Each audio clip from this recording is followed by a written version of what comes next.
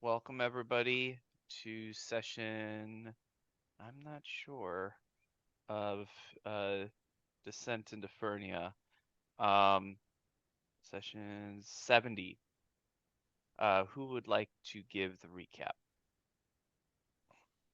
I know it's I been mean, a I while don't. since we met. Yeah, I don't remember. I'm assuming I haven't missed a session, and my brain is a little Swiss cheesed enough that maybe I did. But from the map, it looks like it ended where I last remember, which is we were in the Wandering Emporium, and we were, essentially getting our vehicle serviced, and otherwise just milling about because we don't have enough soul coins to even buy a token to come back here. Yeah, I think Or you missed the last session. Yeah, okay. We're waiting. Yeah, We're we waiting picked for. up we picked up 12 soul coins Yep. from the scrotum purse from Archon the Cruel. Yep. Mhm. God, I I'm trying to forget remember. who took the hand of Vecna. What happened to that? It's still being worked out right now. It's in a bag. Yeah. Yes, Yes. it's in a bag, but We'll just yes. throw it into the box of evil and the That's demon in a run. bag of holding. So a decent amount of the session was spent with me trying to convince Lux not to meld the fucking hand of Vecna to herself, Right. and also trying to see if I could get the goddamn fucking Oliphant to stop doing so many drops. Oh yes, yeah. Lulu. Lulu. Yes, there was so many great opportunities to play Lulu, and I'm so glad that we got to share that. We also have the staff. We have the coincidentally has no bearing on anything. Lux just so happened to pick up a magical keen meat cleaver. So +1, yeah. But we also have like the staff of evil that's hanging out in the box in the demon grinder. Like maybe we can find a way to graft the hand of Vecna onto it to just make the super evil staff, skull-headed staff to reach tall things. yeah. That's yeah, it. just a ball thing. grabber. Yeah. The most evil reacher grabber in the world. Oh, what a nasty reach around that would give. Depends on what you're into. Yeah. I think we finished with. I think all of us getting a good place at the 5 golden seals, a nice room there. Yeah. I think everyone. Yeah, so everybody paid a soul coin, so you paid 6 of the 12 new soul coins that you've gotten to get a night at the 7 golden seals. Additionally, so I know Lux had gone back and forth with to the Charms and Harms and to Lulu's, and got the meat cleaver. Additionally, you guys still have a couple of items from Archon the Cruel that have not been identified yet. And then also another thing that I don't remember if this was last session or the session before, but you had investigated with Swervathan if he had any magical items that could prevent magic searches to help deal with the stuff in the Warforged Colossus. And there was a ring of anti-magic, but it was 400 soul points. So we're just 394 soul coins away from being able to afford that.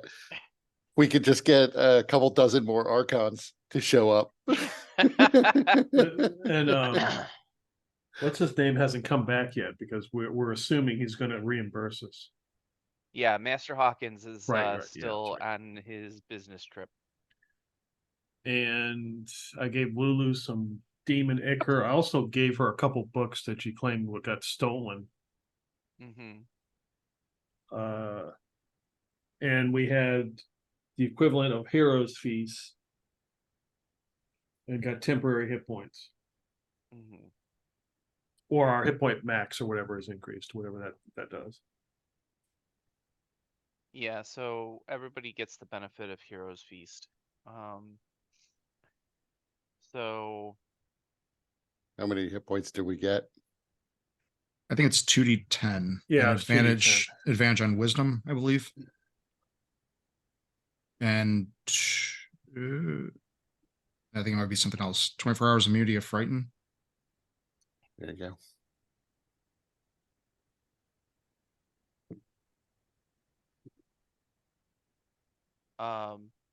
Went from 86 to 94, so on my hit points.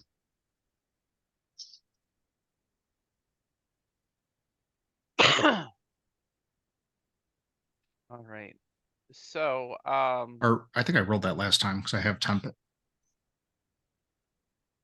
Yeah.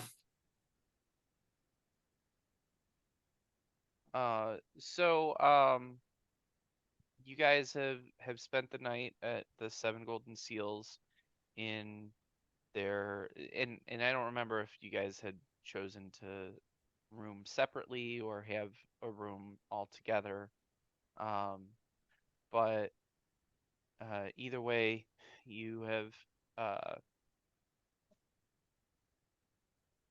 you've completed your meal. You have rested, and so it is now the next morning, and each of you feels the sort of, there's a denseness in the air, a disturbing disquiet, and it is centered on the bag that carries the hand. There's not a sense of calling to you, as there was with the fiend coin, or even to a lesser degree with the staff. But you definitely feel a kind of disturbance and a discomfort. All the D words.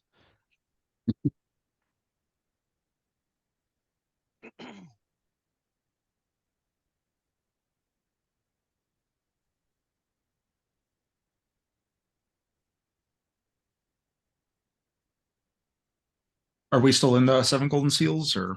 Yeah, you're still in your room. You're just Okay. waking up. You're, Okay. getting yourselves ready. When you awaken, you see that breakfast is already ready at the table of the common area. As I think I assumed that you guys were all sleeping somewhat close by.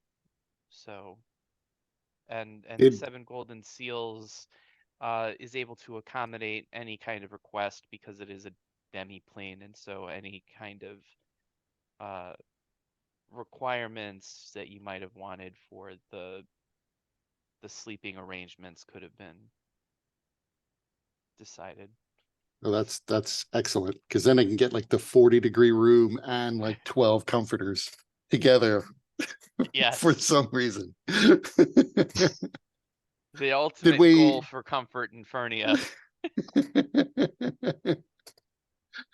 Did we ask the obvious question of the charms and harms people, which is how many soul coins could we get for this undead desiccated hand? Would you trade it for a ring of anti-magic? I don't think we tried pawning it actually. Nope. I don't know Takash is how of the Lex would mind that feel we about should that. attempt to destroy it for sure.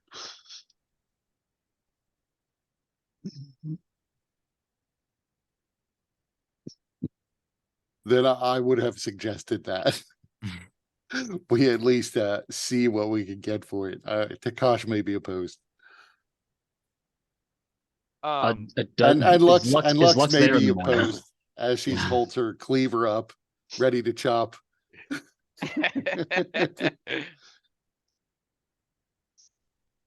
Is Lux there in the morning? Yeah. Sneak out. No. Yeah, I don't want to. I think she'd be opposed to. Well, we'd have to do it on the sly because I don't. The least amount of people that know about it, the better. Yeah. Oh yeah, because you guys are really the only ones that know that Archon bore the hand of Vecna, is since you were the only ones close enough to have been able to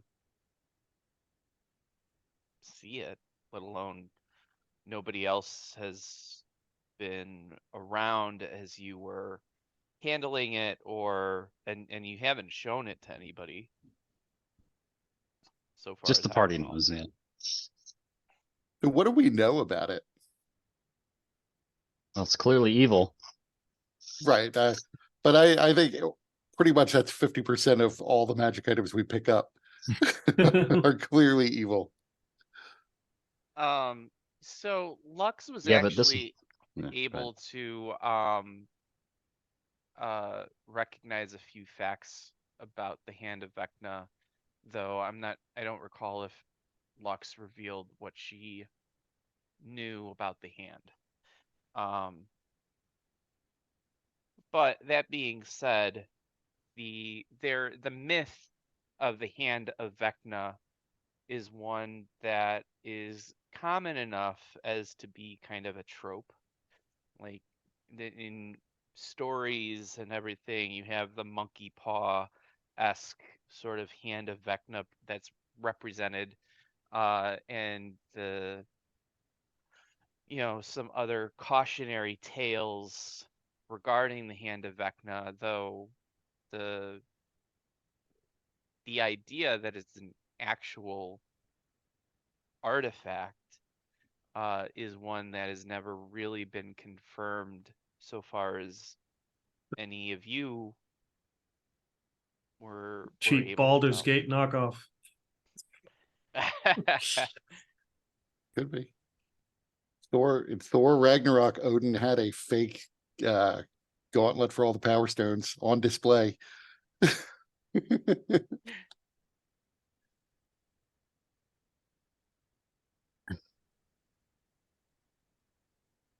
It could be just a cheap imitation, or what are we worried about? Right. So, I mean, if my character wouldn't really know how powerful it is, it probably wouldn't have occurred to me that we should try to necessarily pawn it. I'd be okay with Lux cutting off her hand. In fact, I would just say, look, if Lux wants to cut off her hand, it's her choice. You can feel the energy coming from the bag. Even better. That's not better. That's worse. That makes it even worse. I assume, though, when you punch someone with the undead magic hand, it does extra damage. And that's what she does. She punches people.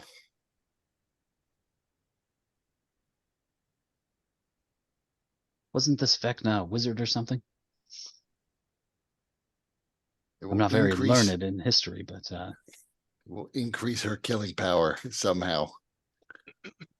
she's not a wizard.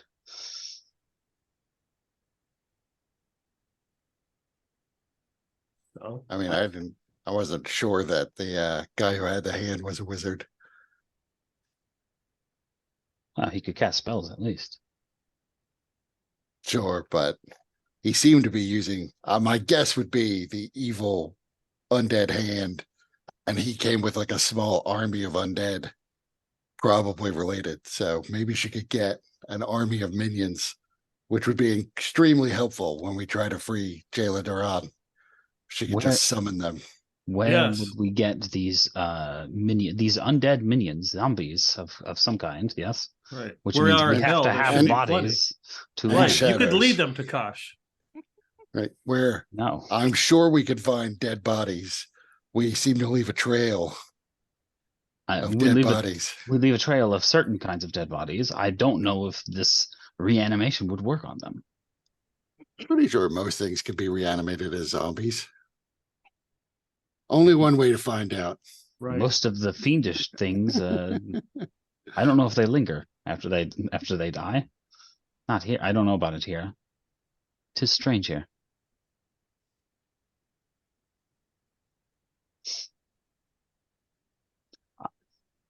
My vote is destroy it. I vote we see what it's worth. I mean, seeing what it's worth seems the most prudent thing before we do anything else with it. I would much rather give it to Lux than to sell it. At least then we could keep an eye on it. I mean, hey, what if it's worth like 5 soul coins though? I don't think it's not. No. I mean, it probably just let you cast like Mage Hand at will. So let's just go see what it's worth. Yeah.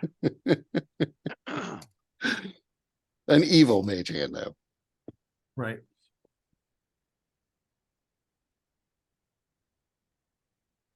We go to Charms and Harms and talk to them. Yeah, that's what we should do.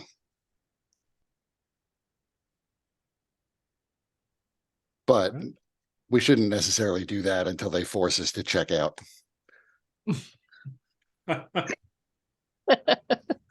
So they turn the room whenever we leave.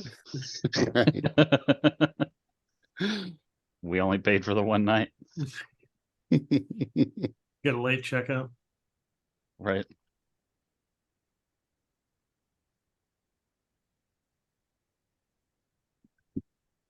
Well, you will do what you will, but I'm gonna go speak to that tiny elephant-looking man Why? because I promised him I would. Right, you're his new friend. Huh. His best friend. He should slow down, and he needs some encouragement to do so.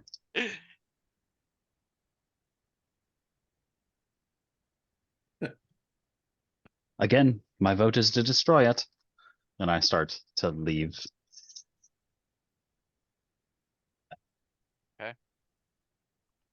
So Takash exits the room, heading down to see Lulu for reasons unknown to anybody but himself. What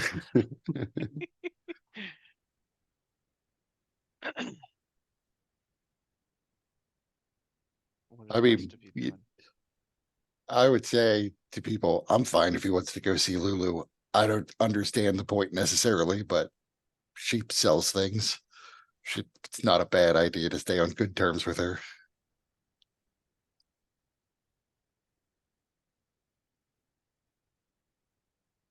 And meanwhile, we can at least go see what this hand is worth. Maybe, maybe we can get it identified to see what it does exactly. I'm actually going to leave and follow with Takash. I'll let you guys figure out the hand. All right. They have no moral compass anymore. So who has the bag of holding? Is that Lux? Yeah. Yeah. Okay. So is Lux coming with me to Charms and Arms then? Yeah, let's do that. All right. So let's start out at the Charms and Harms then.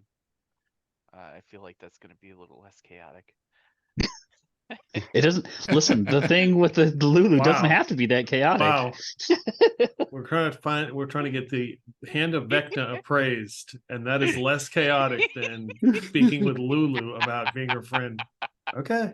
About getting off drugs. Yeah, that's right. Yeah. It's an intervention for Lulu with her one friend. You never know. Hand of Vecna might help you do that. The hand of Vecna would help me murder her. Potato, potato. All right, so the branded one in Lux crosses into the beaded doorway of the Charms portion of the shop, and quietly reading to himself at the counter is Swervathan, who looks up at you and says, "Oh, it's you. You've returned.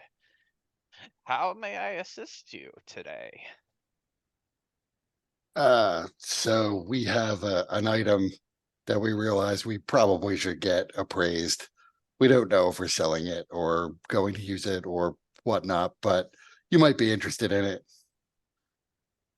And I will look at Lux since she has the bag. Yeah, we should probably we should probably describe it first. Wow. I would describe it as a hand of Vecna. That's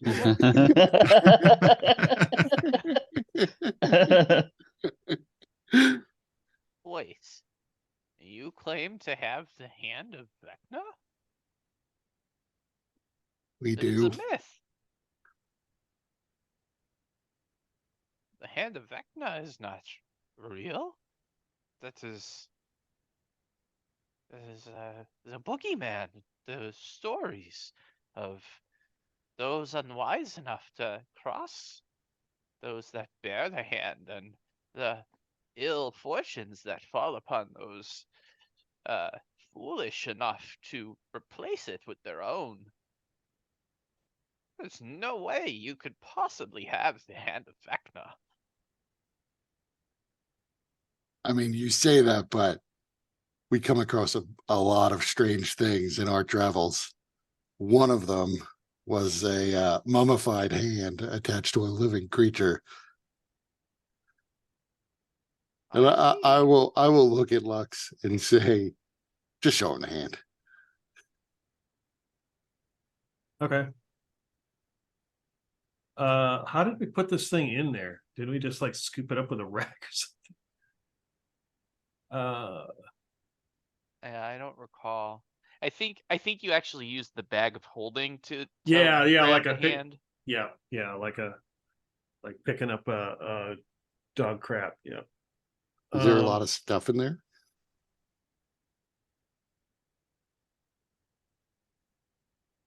A lot of stuff in the bag of holding. Yeah.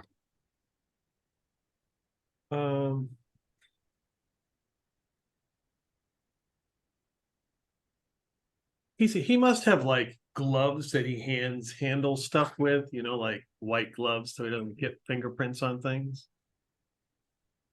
In his Does Lux ask for a pair of yeah, gloves? can I get a pair of gloves? Yes, sure. Would you like them to be cloth, or would you prefer ones lined with lead? Oh, that would work. Lead. Very well. Sometimes in this line of work, you can't tell whether some of the items you bear may be cursed, and so it is good to keep a pair of lead-lined gloves on hand for such occasions. I think they are over here in this drawer. Just 1 second. And he goes ruffling around behind the counter and he finds it. Ah, here they are. Okay, I watch him intently, make sure he didn't pull out like a dagger or something that's gonna shift me. You are welcome to make a perception check. Okay. Just amused that you're willing to chop off your arm and graft this new hand on, right? But you don't want to touch it. Well, I'm not committed to it yet. Okay, good. So it appears that Swervathan is just pulling out a pair of gloves. There doesn't seem to be anything untoward in his Okay. actions. And he hands them to you, Lux. Okay, I'll put the gloves on and reach in and grab the hand.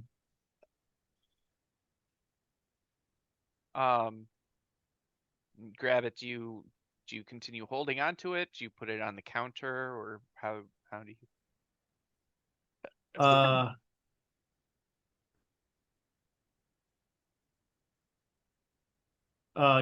I'll pick it up and hold it like this. If it starts to like, try to grab me, I'll just drop it onto the counter.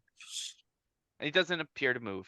Okay. In fact, whereas before when you had taken it freshly from Arcan, where it seemed to be a little bit more malleable, currently it has really mummified into like a more solid, almost petrified type of hand. Uh, and so as you hold it, Swervathan takes out a little eyeglass and he kind of holds it up and examines it and he says, it appears to just be a mummified hand, but of course there are many magical treatments that can be put upon such a thing to make it have some effect. Magical curiosity. Uh, but I am hesitant to examine the magical auras. While I don't believe this to be the hand of Vecna, because I think it is absurd, but if it were to be the hand of Vecna, it would be a very powerful item and could potentially blind anybody that would try to examine its magical auras. One second, I think I may have something else that can help us that would be a little more safe. And Swervathan steps out for a moment to a room behind the counter. And after a few minutes, he returns with an unlit candle. I thought you were going to say a blind man. This candle, in the presence of particular kinds of magics, will emit different lights. We will need to do it in a different room just because there are so many items here in the charms and harms that may interact with the candle.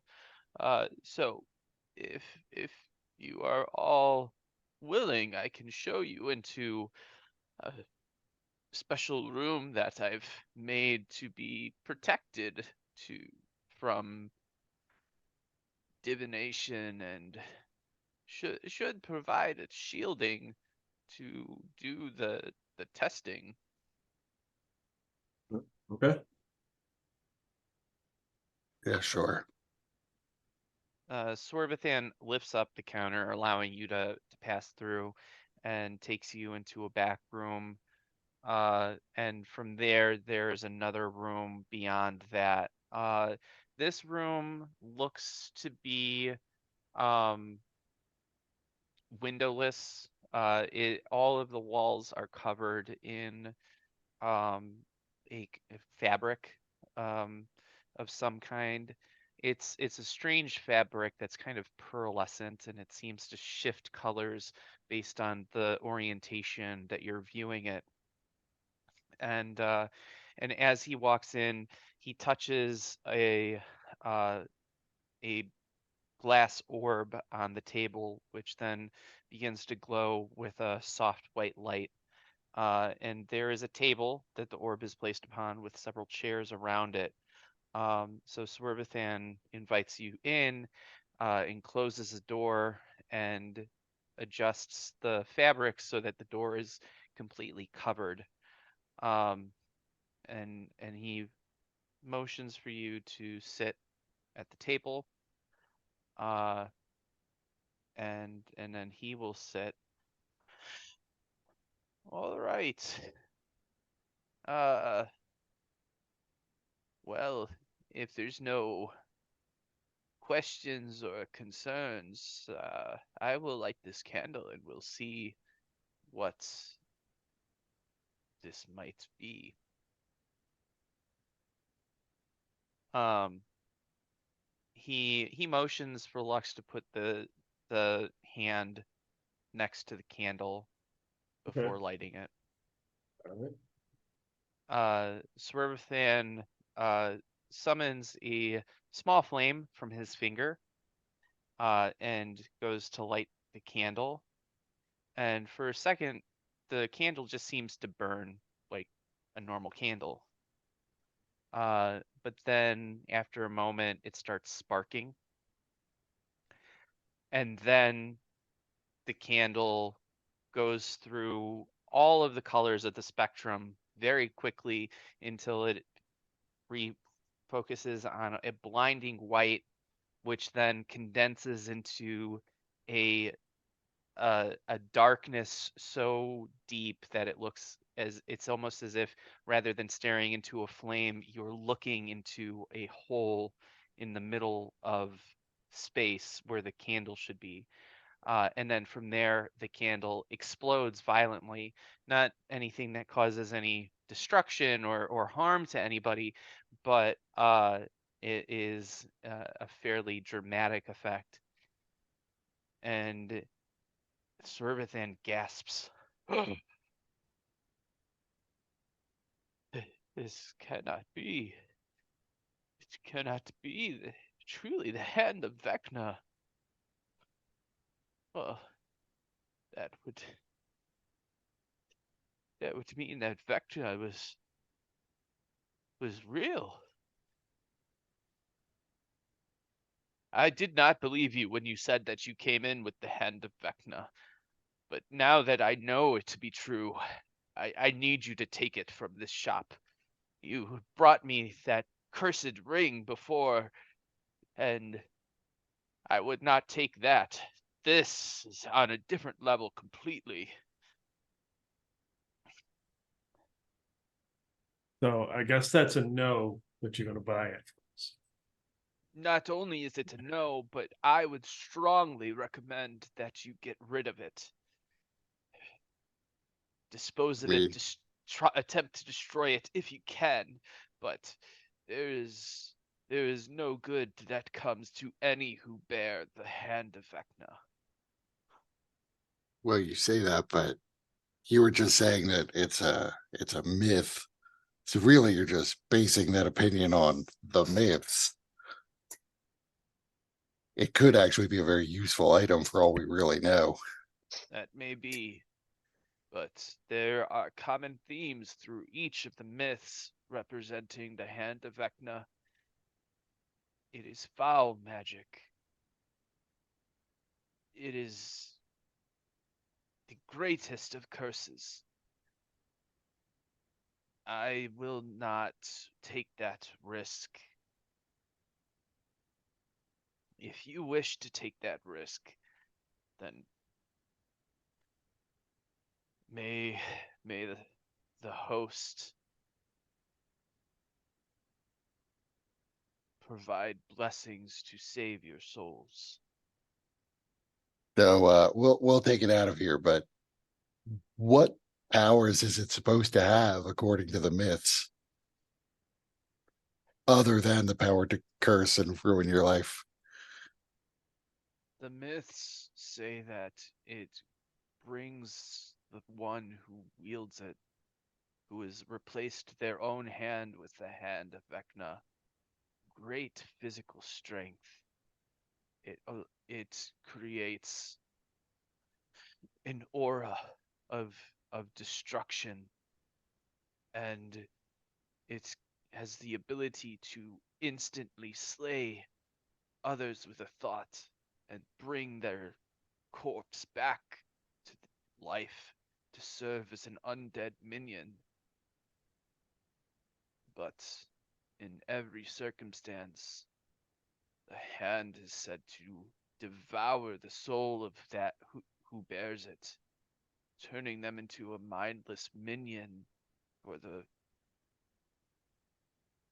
whatever purpose that Vecna may have wished served through her hand.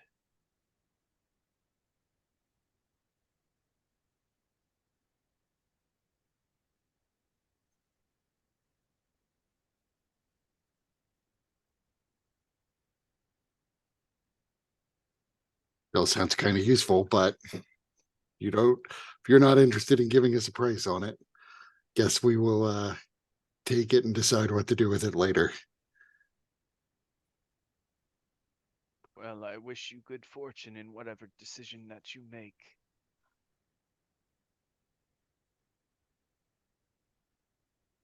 Well, this has been helpful nonetheless. And I will turn and get ready to leave. I assume Lux is using the gloves to put it back in the bag. Yep. How much for the gloves? You can keep them. Given what you are handling, I would feel better that you had them. Oh, thank you. There you go, free gloves. Mm-hmm. That's what it was all about. The whole plan. Now you can wield a plutonium weapon.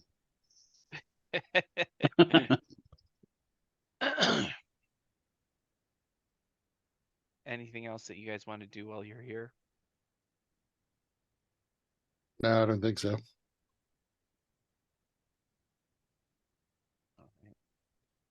Alright. So heading over to Lulu's, Takash and Melodia, you guys make it to Lulu's door. Before you can even get there, Lulu bursts out and says, "Hey guys, how's it going? So glad you guys here. I can't believe I'm so excited that you guys came. I was thinking about it and dreaming about it all night long.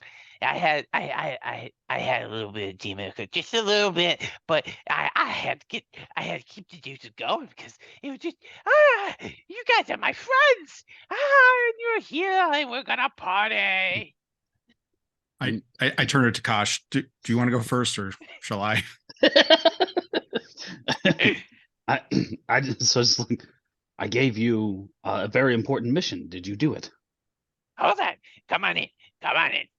We gotta make ourselves more comfortable. Lulu's got like demonicker on her face. It's like Big Charlie pile on after her- he's been sniffing on paint. I follow her inside. But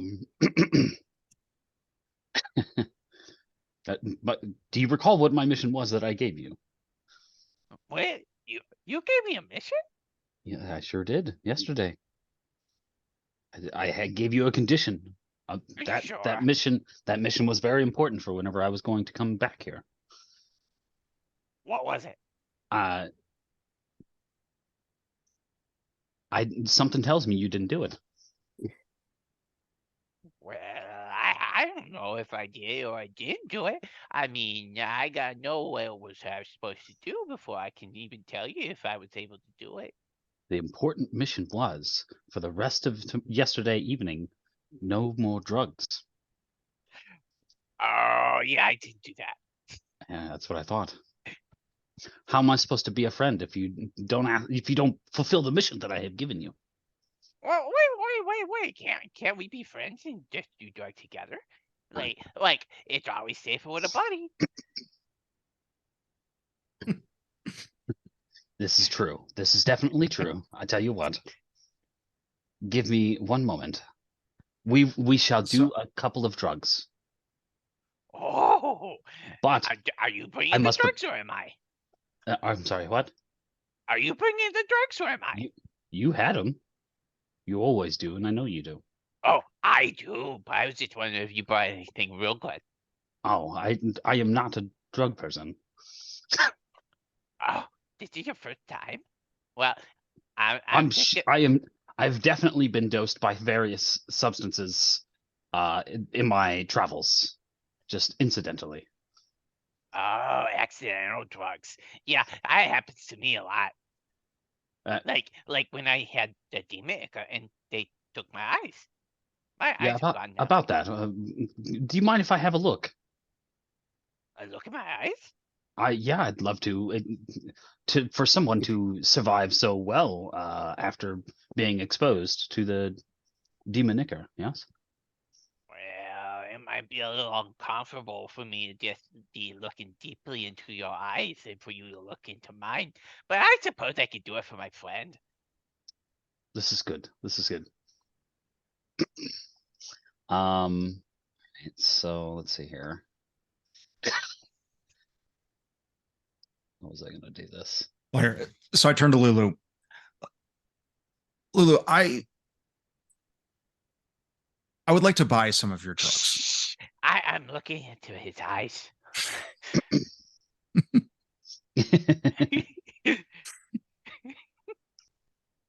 Meanwhile, she's looking nowhere near his eyes. Yeah. Looking at a wall. All right. So I guess all right. I don't know how to do like invest like a meta. I'm trying to do like a meta. I'm trying to examine him to see if I could cure him or do something helpful for him physically. That's not obviously. I'm trying to be helpful is all. Okay. Medically speaking. All right.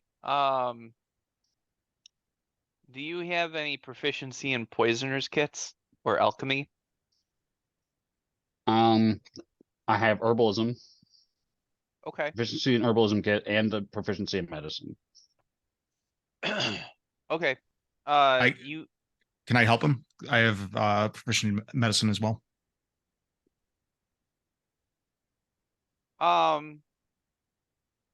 for a knowledge check, I would say you can't help. Okay. But I would allow you a separate check.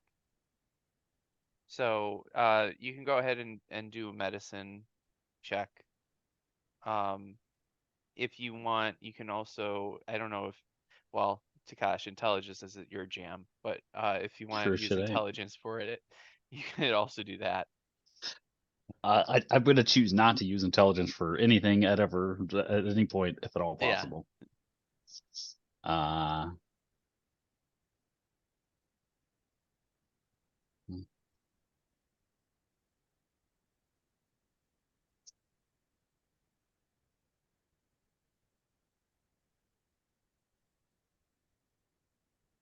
Melodia, did you want to make a check? Oh, All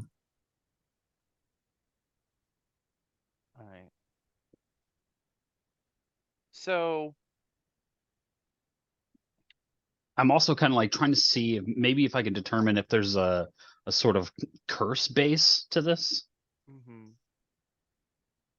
I would say both of your checks are high enough that you can somewhat deduce the effect of Demon Ichor.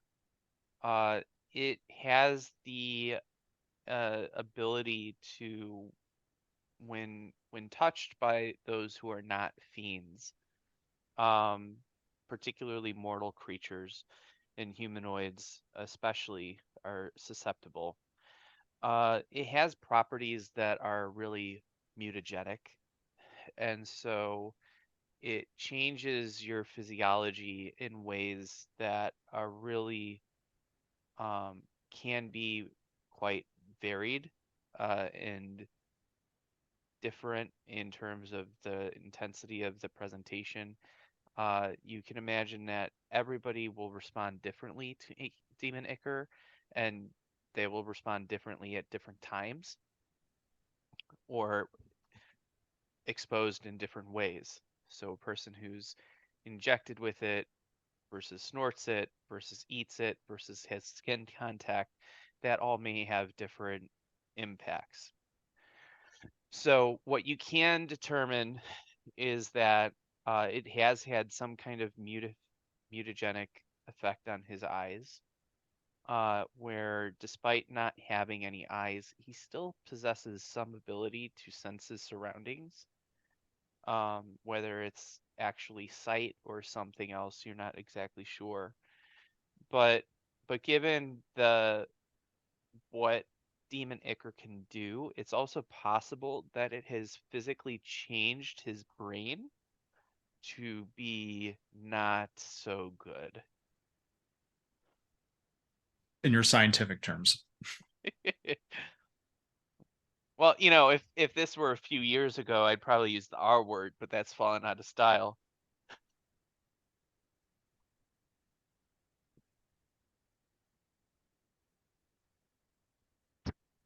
So he's full on addicted. Not just Like- addicted, And it's changed. changed him fully. Yeah. No, Yeah. pretty robustly. Yeah. What would be a reverse mutagenic option? Angel blood? I mean, Judging it, by the stories I heard from this other group and what the tears of the coatl did, yeah, surely angel I blood could do mean, a lot of things. the tears of celestial, or well, the tears of an angel specifically, which isn't necessarily just a celestial, but the tears of an angel, the properties that it has for healing are thought to be even greater than what can be typically achieved by ninth level spells. So definitely that would be an effective treatment.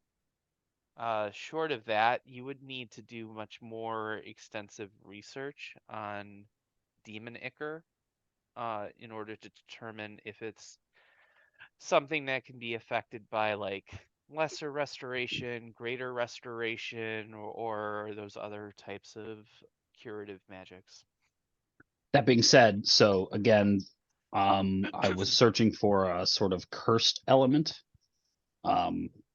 Because even a werewolf, right, is technically altering themselves bodily, but as a curse, right? Theoretically Yeah. can be removed. So with curses, there's a couple of different ways that they can manifest within the game world of Eberron from in my game world. So a curse is typically one that is based in magic, and the magic has created some effect that is anchored in some kind of darkness or wound that has been afflicted upon the person's mind, body, or soul. And so it requires an addressing of that wound and the removal of the anchor in order to achieve any kind of effect. It certainly fits the bill with what Demon Ichor does to assume that there is some kind of curse component related to it. But each curse is different in terms of how it can be addressed. The most basic of curses can be dealt with through a simple remove curse spell. But most curses, especially those that are really uh, detrimental, require additional rituals, ingredients, um, requirements in order to really achieve any kind of curative response. Okay. So maybe if I like throw out a robust array of spells and action points uh, to try and at least remove at least the urge to consume. I got all kinds of things prepared here. I got like ceremony for like what is the one? Atonement almost is kind of the thing I was thinking of that would kind of fit. There's obviously protection from poison would be helpful. um, Perhaps oops.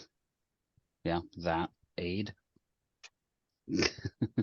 It's meant to. I'm just looking at the thematically, like what it says. It Mm-hmm. bolsters toughness and resolve. I don't know. And then obviously I have remove curse and dispel magic as well.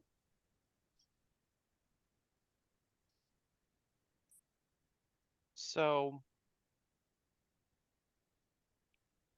casting remove curse could, while it may not be sufficient to actually remove the curse, typically it does give you some information on what is needed to remove the curse if one is present. And so if you wanted to cast that, it may remove the curse, or it may give you some more information about the curse.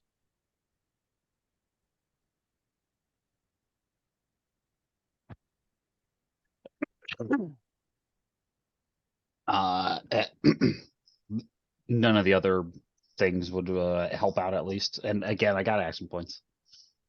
No, I know. It's just that with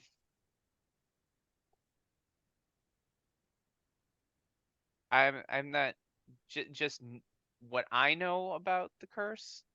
Sure.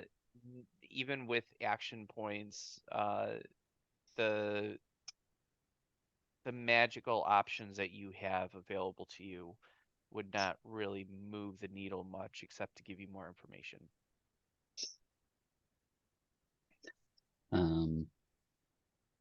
What about my mixing it up a little bit more even with one of my channel oaths? One of them is abjure the extra planar. I don't know if this could be considered extra planar. It's kind of an extra planar origin. Lulu is an extra planar creature. I know she is, but so is this effect on her. Is what I mean. So I maybe I could. Let's see here. Each of them in the area, and maybe not. It might not be a good idea then. Okay. Yeah, I mean, even if I can learn a little bit more, I'm willing to cast a remove curse to see what I can find out. okay.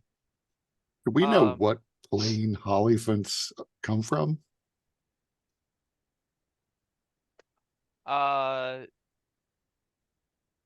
So anybody that's trained in Arcana, religion, or nature can make a check to see what you know about Hollyphants, if anything.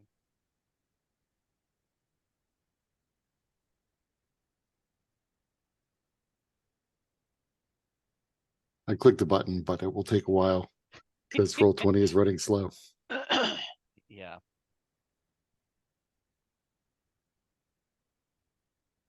We're doing great. Well, for at least Not for well. the two who are there. Okay, yeah. So none of you have even heard of Hollyphants before, or seen anything quite like Lulu.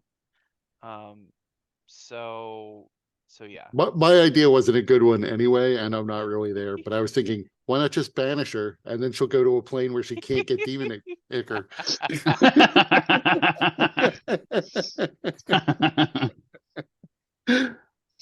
Force her cooked into cold turkey.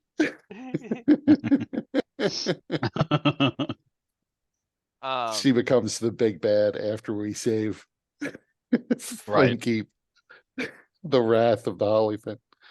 I want to just a what if episode right here, right now. What does the evil Lulu sound like?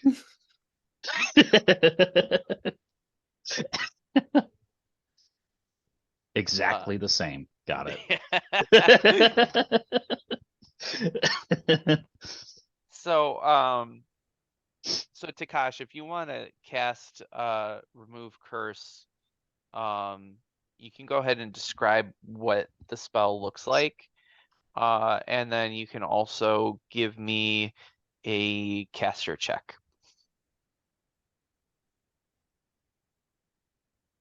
So yeah, basically I'm sort of examining Lulu here and I'm like, let me try something. And then I just, speak a couple of, words of power and then touch Lulu on the forehead.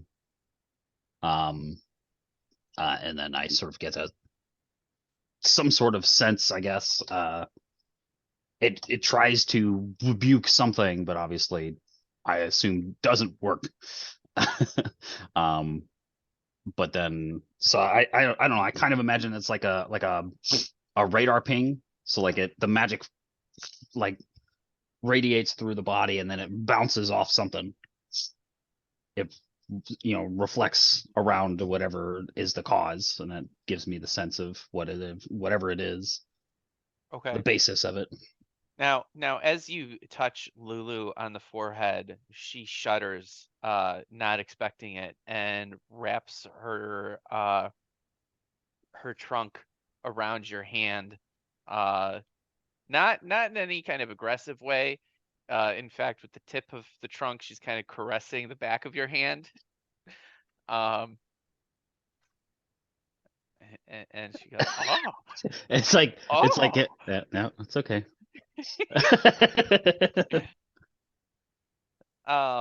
Just close your eyes. So give me a caster check.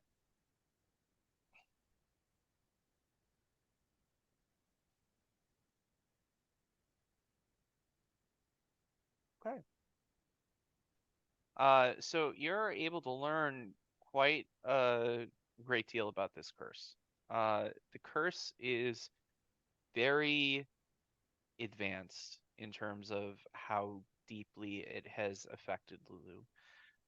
Where most curses only have wounds and anchors that affect one or maybe two aspects of the mind, body, soul, this affects all three, which means it would require very powerful magic and agents to be able to fully address it. Now, you could potentially address it partially to bring some kind of relief, but doing so would be temporary, and the curse would be able to kind of reestablish itself within by reestablishing the wound and the anchor. Okay. But you do get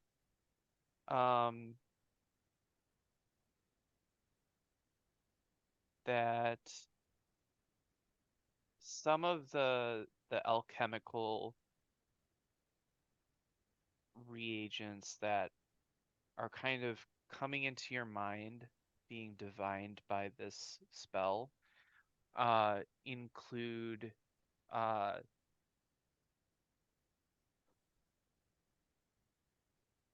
the oh, Peter's coming back.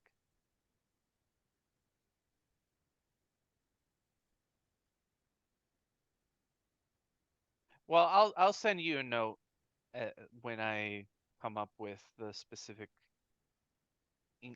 alchemical ingredients, Sure. and or what the ritual would look like, because some of them are a matter of alchemical like solvents or whatever. Some of them are specific actions, like you need to uh, bless a person at midnight under the moon of uh, Rizia, um, or other aspects to addressing the removal of the curse. So I can send you that in email later. Okay. I'm gonna make a note for myself to do that.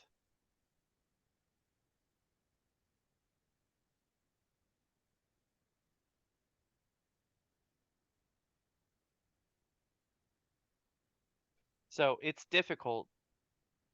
You get the sense that it's not impossible, but it's going to be difficult to cure Lulu of her affliction. Okay. I'll always be keeping in mind what I can do. If there's something I could do like right now, I'll do what I can, and then whenever this fucking Master Hawkins shows up eventually, I can talk to him like, hey, help this person. Uh,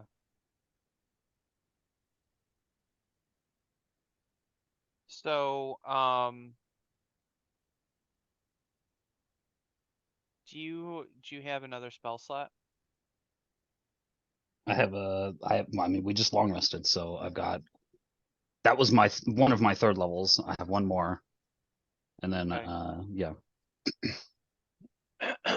So, with Lulu being a Hollyphant, uh, in your um in your examination and the remove curse spell, you began to understand that she has a celestial nature to her and carries within her self the spark of the divine. And so you could expend another spell slot to access the curative properties of that spark to provide some very temporary relief. Um, Now, what the relief would look like specifically, whether it's the uh, the addiction, the mental issues, the physical issues, that's kind of unknown, the degree of the effect, but that's something that you can attempt. And um, the higher the spell slot used, the more likely of accessing the curative properties of that divine spark. So it wouldn't be a spell per se, but using what you learned and the lingering sense of the remove curse spell to be able to guide the magic to manipulate that spark. Okay. What about using, I don't know if maybe I need to alter it somehow, but use a protection from poison effect to try and draw out some of that latent ability? Um, so protection from poison, what level is that? Naturally second. Technically, there's no benefit for upcasting it, but Okay. Um, I mean, you can certainly use that to help guide the process as well if you want to use those specific magics and incorporate that into the process. Um,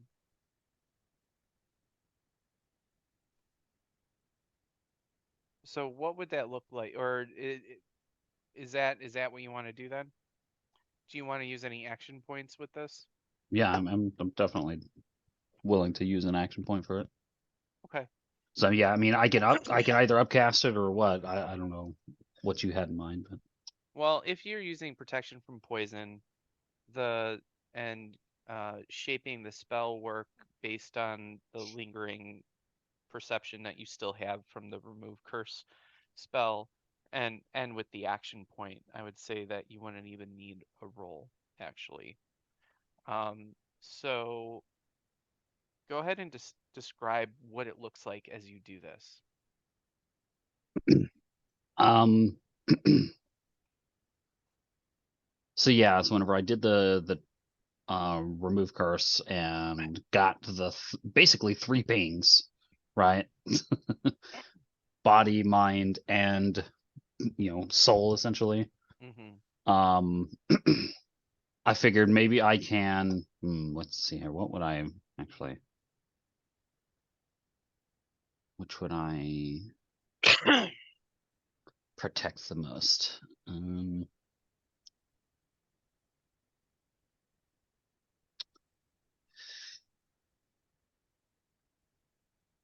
I?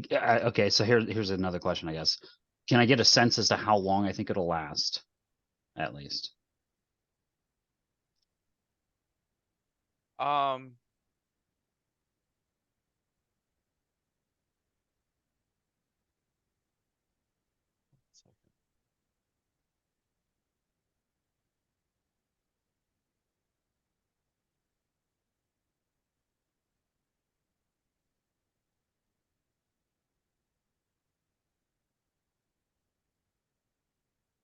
Yeah, I think I put it around the mind. I'm gonna get him right in the head. Make him be able to think properly. At least a little better. The you are fairly certain that you can achieve relief that will last about 30 days. Okay. Hey, that's something. And you said you want to focus it around the mind. Yeah. So I start to channel the magic into his head essentially. So I'm like, okay, move his little trunk. All right, come on now. Hand so fingers on the temples on his equivalent of a temple, as in basically, and channel the magic once more into the mind, and essentially I imagine it's sort of enclosing around that aspect to try and seal it up at least temporarily. Okay. So, uh, so Lulu shudders, and then after a moment, her wings, her very tiny wings, stop flapping, and suddenly she falls to the floor and she convulses for a minute. But you know that this is just the process that of the physical changes to the mind, as it kind of resets. Um, After a few moments, you can see her breathing heavily, gasping, and then her breathing stabilizes. Slowly, her empty eye sockets open, and she looks about, and her wings begin flapping again, and she lifts off the floor, and then she says, "Oh, oh, How are you feeling? what? Uh, a little strange, but Sure. better. I feel clear, like." That was my hope. Or if you are mentally here, you can better prepare yourself for being at least for us to try and do more for you later on. Well, This is a temporary fix, but you have divine blood. You perhaps might be able to tap into this. I don't know. I don't know if it's sufficiently powerful divine blood. Do you have any relatives? I'm sorry, none this is too many that questions. You are still getting acclimated. So it's temporary. Yeah, at least for, a month or so at the moment. Well, Tomorrow I could do more, I think. that would be great. But if this is temporary, well, I have to make it count. You, this is a gift that you have given me, and you truly are a friend. Just trying to be helpful.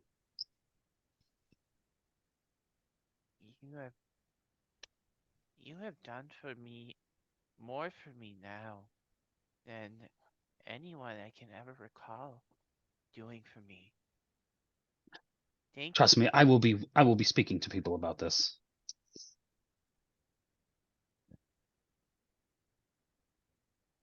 Is there something I can do in return to to Use this clarity to get yourself as right as possible. oh, I will. My I goal is to get you off of this stuff. Too much. Every once in a while, sure. This was too much. and certainly not with a demonicker. Well, I'm going to try my best, for sure. Um,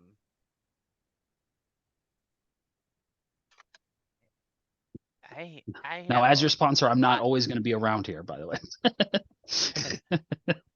I have a lot to process. I have a lot I need to think about while I can. Well, I encourage this. Maybe Again, tomorrow, I could do more. You have been very thoroughly cursed. that makes sense.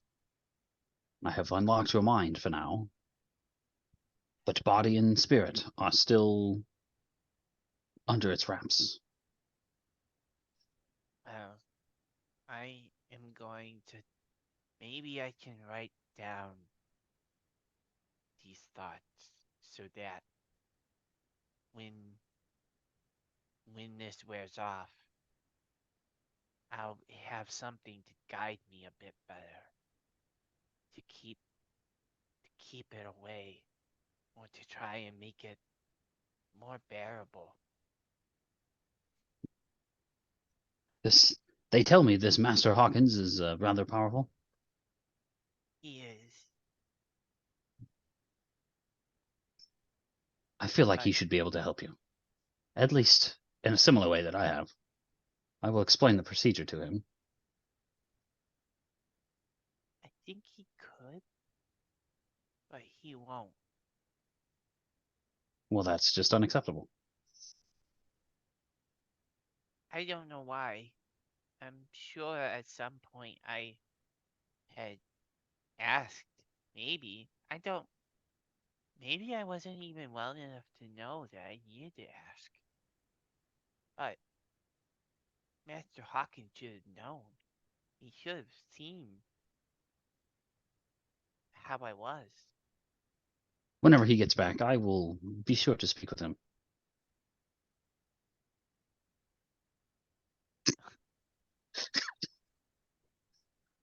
Well, I would greatly appreciate it. You've already done so much for me. I really hope I have some opportunity to pay you back for this, or perhaps to pay it forward to someone else. Well, I'm making the best with the time that I have. Yes, as you said, I'm here for a few days. I could have done. This is something I could do, so I have done it.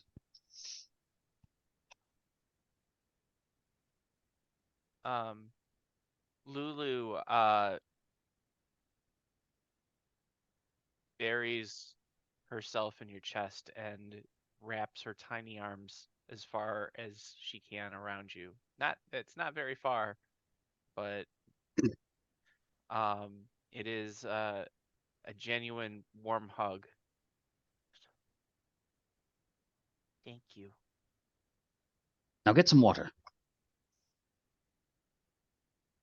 Yeah, Must always be hydrated. yeah. I think I'll go get me some water. And come find me if you need anything. Oh, I will. Thank you. I'm sorry. I feel really bad doing this. But what's your name? No, you were not quite of right of mind. It is quite all right. You can call me Takash. Takash. Thank you, It's the Takash. only name I've ever known. I hope to never forget the name Takash. Well, with any luck, you won't forget anything like this ever again. Well, There is still work to be done. I can be optimistic, but if this is temporary, I must prepare for the possibility that, well, I don't have to think about that now. We shall do the best that we can. Take your time. Come find me if you need something. Thank you. I will. Suggested first steps. Throw out all the drugs. Or at least most of them. Do not Yeah. be tempted. It will be hard. It's how I make my living. But Okay, this is perhaps, fair. Then lock it up. yes, Get an perhaps, assistant. Perhaps I can lock it up. Make some arrangements to make it a little harder for me to access it. An assistant, perhaps. Device that requires 2 keys to be turned simultaneously. Yes? Maybe. Yeah. There's some crafty people here. I'm sure somebody's smart enough to do this. Not I. Yeah. And I have some time to think about it. Not much, maybe, but some.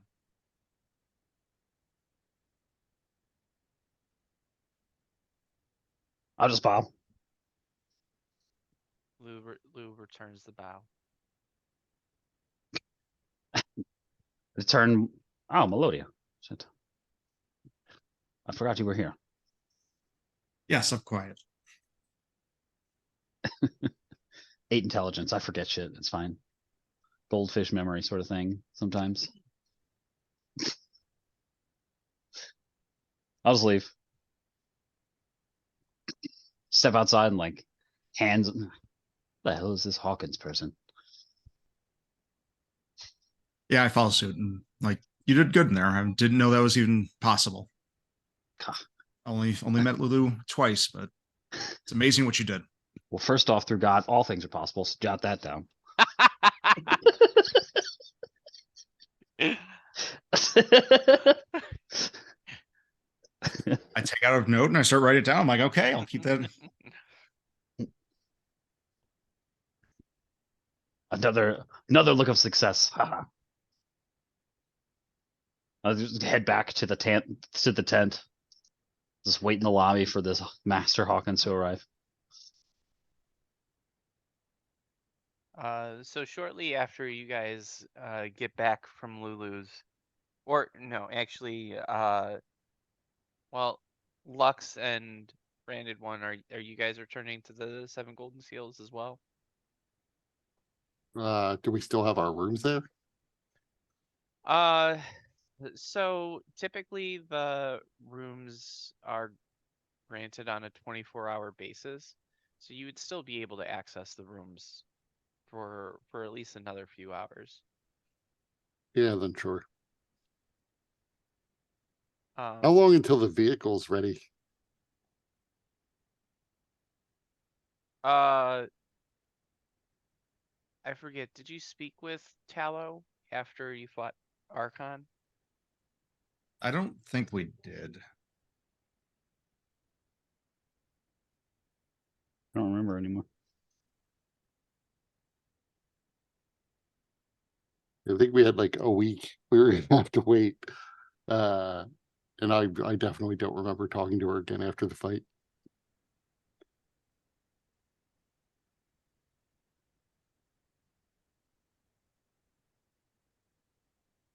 I mean, one of the problems being, I think there was going to be like, it was going to be even longer before Master Hawkins got back, because I was assuming we'd have our vehicle and have to leave and not even see him again to say goodbye.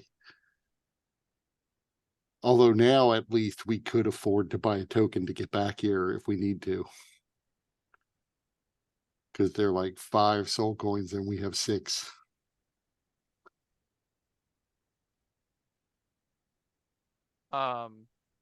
So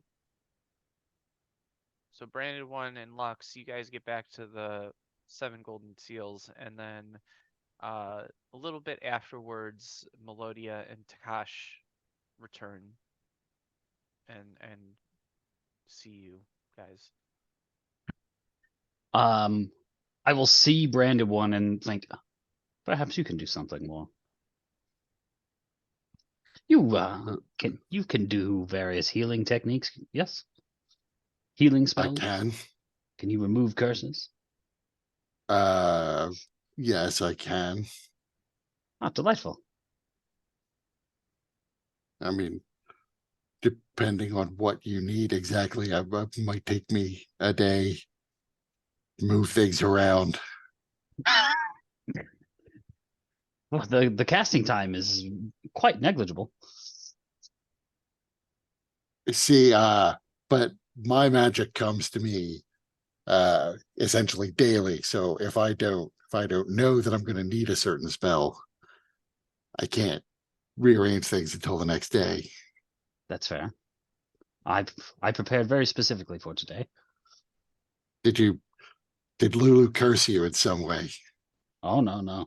Quite the opposite. I removed part of her curse. Well, contained part of her curse, at least. Quite vicious, this demon ichor. It seems to affect her completely. Mind, body, and soul. Have you encountered this before? I mean, I've encountered Lulu. I've never used demon ichor as a drug the way she does. Well, my hope is that she will not do so ever again.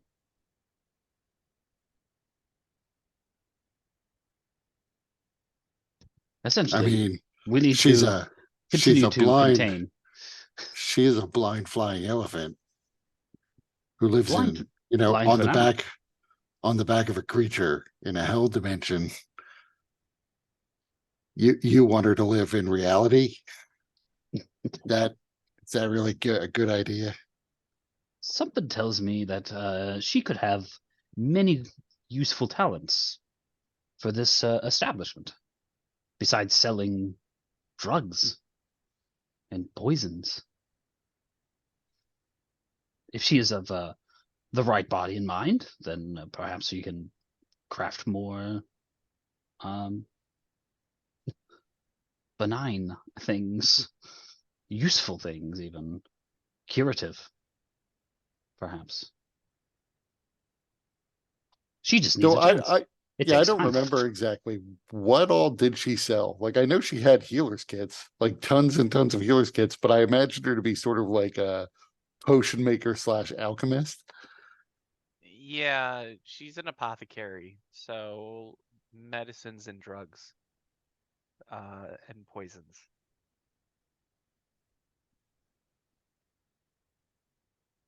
I mean, I Drugs. don't know. I don't know why curing her of her addiction would give her additional skills beyond being an apothecary. It is a skilled position as it is. Well, Also, if she she's already sells. so skilled, perhaps imagine what she could be like if she were whole. I mean, I don't know Quite that that would formidable, make I would her imagine. a better apothecary. More lucid part of the time, perhaps.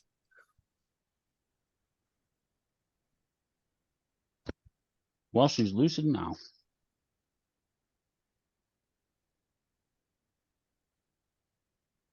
Feels like a distraction from our actual mission to me.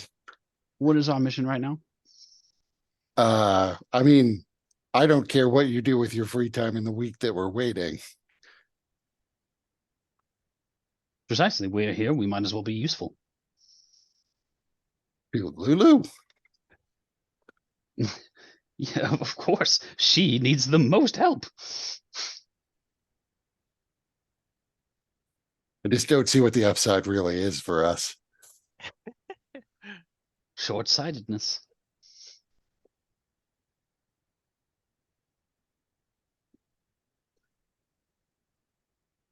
Listen, I'm as smart as the next guy, but even I can tell that people who have their full potential are more likely to use it, especially I mean, if they were shorted for so long.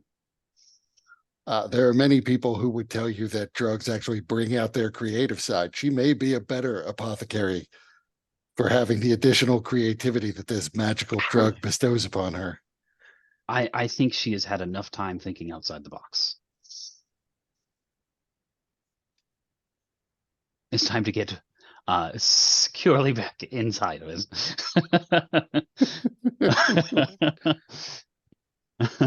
She has the outside thinking already taken care of. She will still have some of the base knowledge that she always had, presumably. Some names might elude her at first. But this person can genuinely be helped. And there's no reason not to. Especially if we have all this time right now. Speaking of, where the hell is this Master Hawkins? He's not going to be back until after we're out of here. He was going to be gone for like 2 weeks. We're only going to be here another couple days. Did they not call him back whenever the place was assaulted? Did they? I hadn't heard that. No, yeah, you weren't here on the last session, yeah. It was mentioned. At least a sending was sent, even if no reply was received. I mean, I imagine Master Hawkins was well aware of Lulu's condition. It's pretty obvious. She wasn't exactly hiding it. She was asking us to bring her more demon ichor.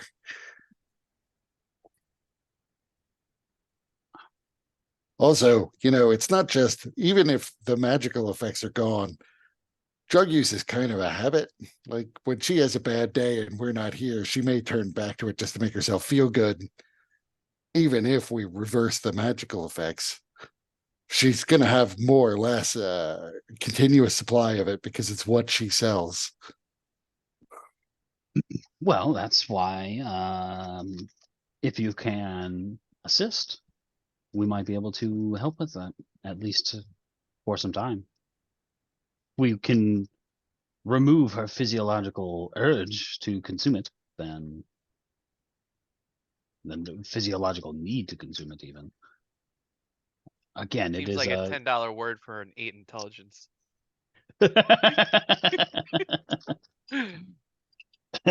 Yeah, but I'm proficient in medicine, so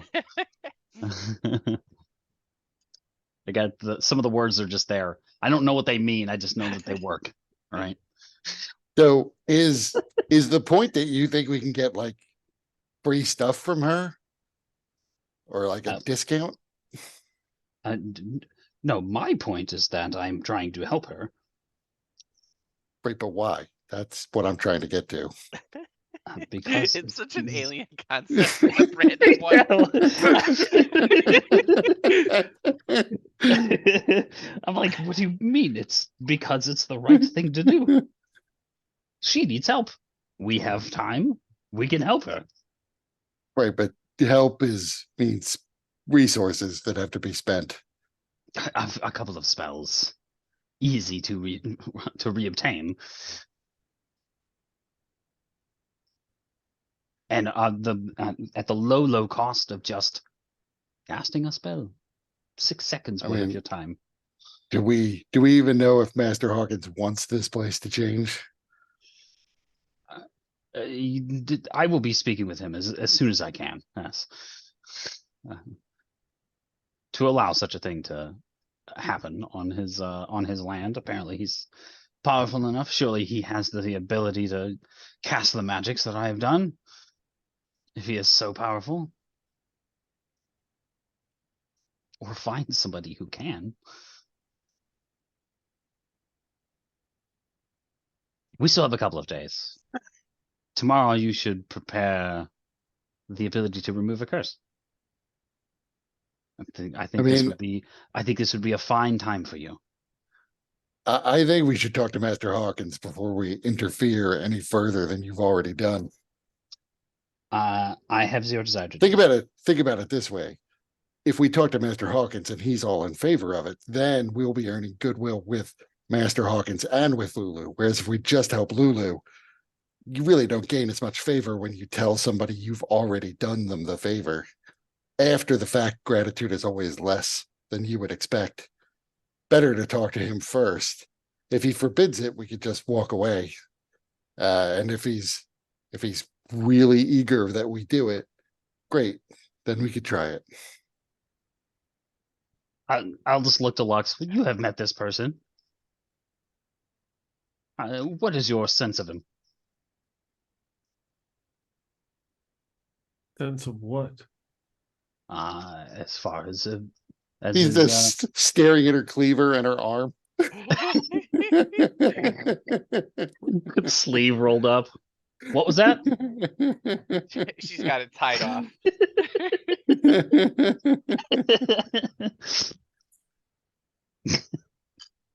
So anyway, they don't want to purchase the hand from us.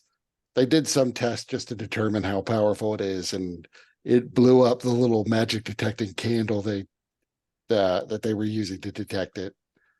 They did tell us it will increase the wielder's strength and allow them to kill with a thought, and then raise the body of the thing killed to be its minion.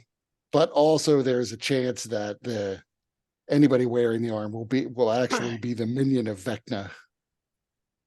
Although a lot of this is based on just legends. I mean, at first they were saying that it's not even real, that it doesn't exist, that it couldn't possibly be real. So a lot of this is speculation based on fairy stories. Uh-huh. But he definitely wasn't interested in buying it. Well, that should be reason enough not to use it. Well, I mean, still sounded as if it's potentially powerful. I don't get me wrong, I don't want to chop my arm off to use it, but if anyone else wants to. I would I say, certainly looking advise at against Lux. it. Certainly would not advise it. I would also, usually things like these powerful curses, even if you resist it at first, eventually it will win out. Oh, I agree with you on that, but this is a source of power that maybe we will want to tap in order to accomplish our overall goal, which is saving Flamekeep. At that In moment, particular, when the little furry demon thing jumps up onto the table and starts like trying to nuzzle Lux.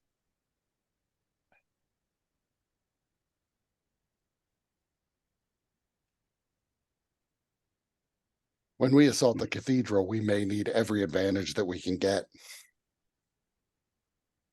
This is possible. That's certainly. Absolutely. I don't discount the fact that it may be that the curse that exists in these legends is real, and that ultimately doom will befall whoever is wielding that arm.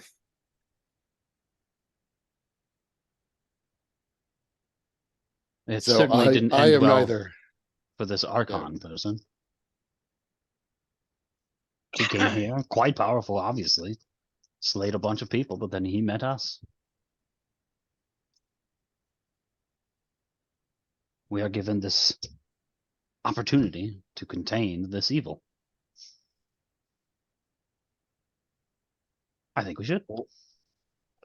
or we've been given this opportunity to obtain a powerful item that we can use to attain the goal of saving Flamekeep. Well, how about this? We could feel it in the bag, which is not a good sign. I will say this. If you are still not set on the idea of replacing your hand, store it for now. If nothing else, keep it for that moment when all hope is lost. Then it will at to least be fair, helpful. It will that in might fact be too helpful. Oh, that's not how these gods work. As I said, I wouldn't use it myself, and I'm not recommending that Lux use it. I'm just saying if she wants to, I can see an upside, a potential upside. The best time to use it, I don't know. It seems as if she'd have to kill a bunch of creatures in order to reanimate them to have a small army of undead the way that Archon did. But when we charge that cathedral, having an army following Lux might be a good thing. Her having the extreme strength, whatever it is that the arm produces, also might be a good thing. And it could have other powers, who knows? Indeed. Well, indeed, I am not your mother or your father, so you are, of course, perfectly capable of making your own choices.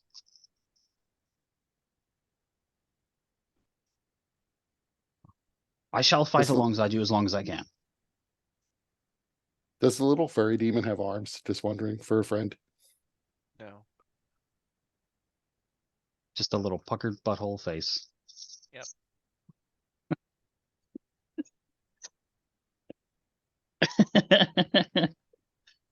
If you feel through its feathers, you see a couple of nibs that would go where a pair of arms and a pair of wings might go. So 2 pairs of nibs.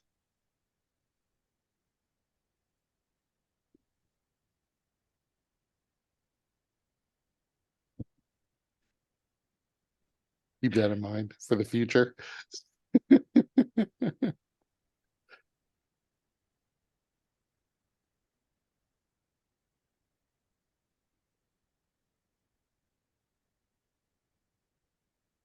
So I'm gonna go put on a bathing suit and then go swim in the fountain.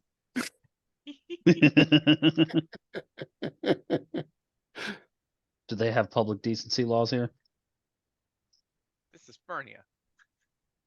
This is Wilfred. True. Wandering Emporium might have decorum. Yeah. I guess one way to find out. So Lux, hearing the conversation and everything, and knowing now what you know, what's going on for Lux? What would you like to share of like what's going on?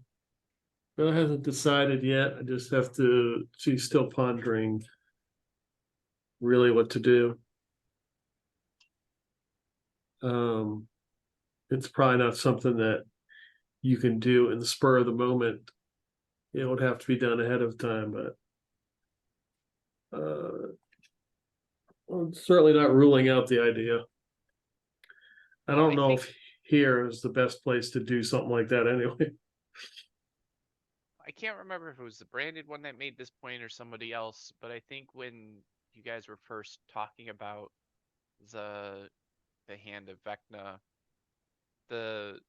one of the things was or one of the arguments for using it is if it had powers that you might not know how to wield them unless you've had a chance to practice with it. I Yeah, don't remember who said that, but I'm pretty sure. yeah. I mean,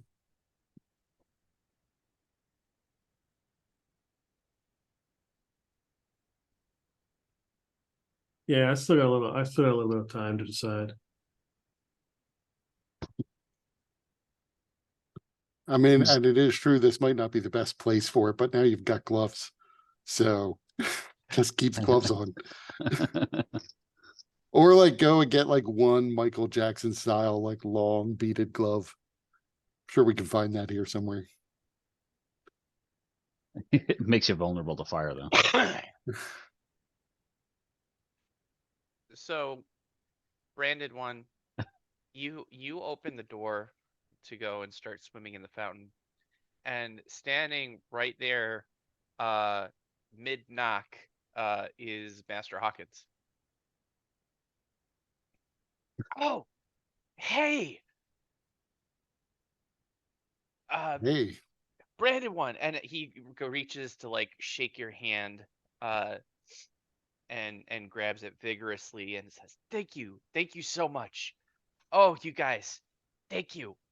And he goes to each one of you and vigorously, like in his massive meat paw of a hand, uh, just shakes every one of your hands very vicious. Well, not viciously, but very enthusiastically. Oh my God, I heard about what was happening and I couldn't come out because I had to work on this deal, and it was very time sensitive, and I couldn't pull myself away. And I heard that you guys saved the day, and oh gosh, thank you so much.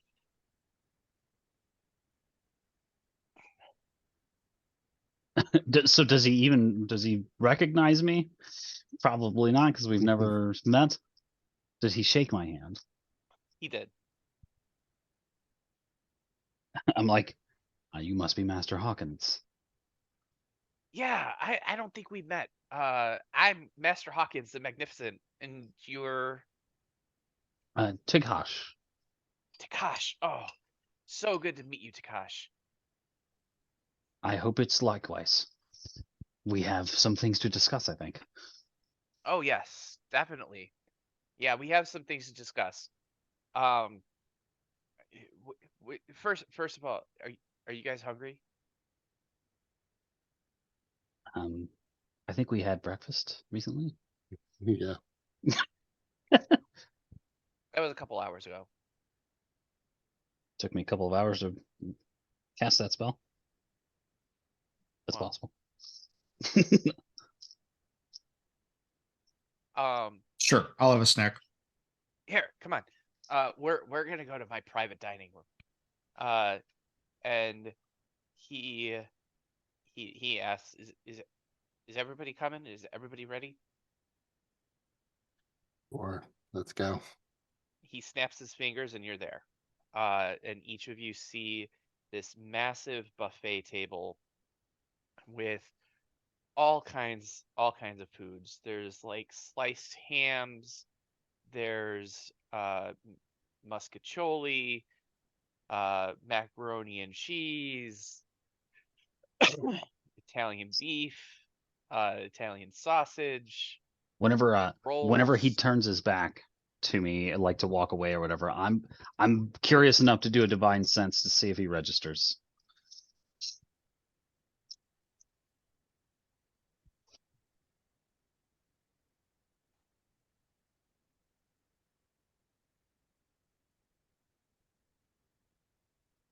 I'm just curious what the word Italian means.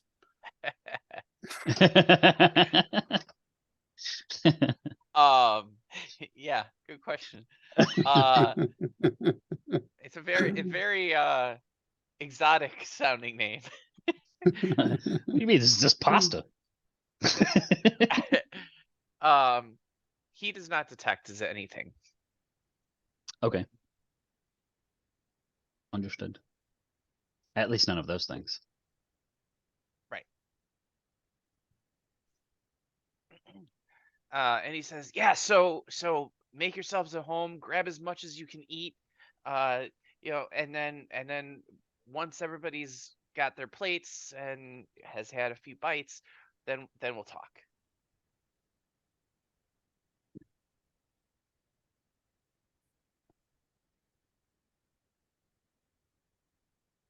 So I guess I will make myself a plate. I imagine I'm still in like just trunks.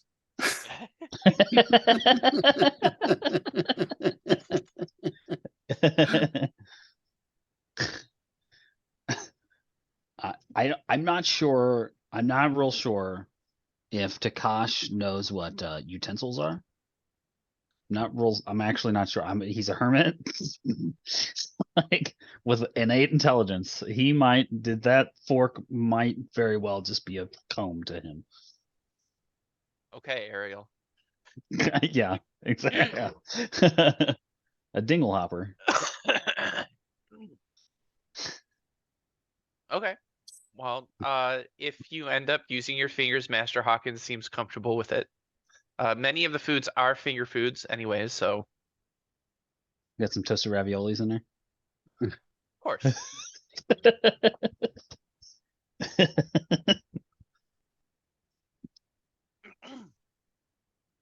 So once you guys have all gotten settled and everybody's sitting down, he says, man. Yeah, at some point while I'm eating, I probably would say, what was the Dragon Man's beef with you or with this place?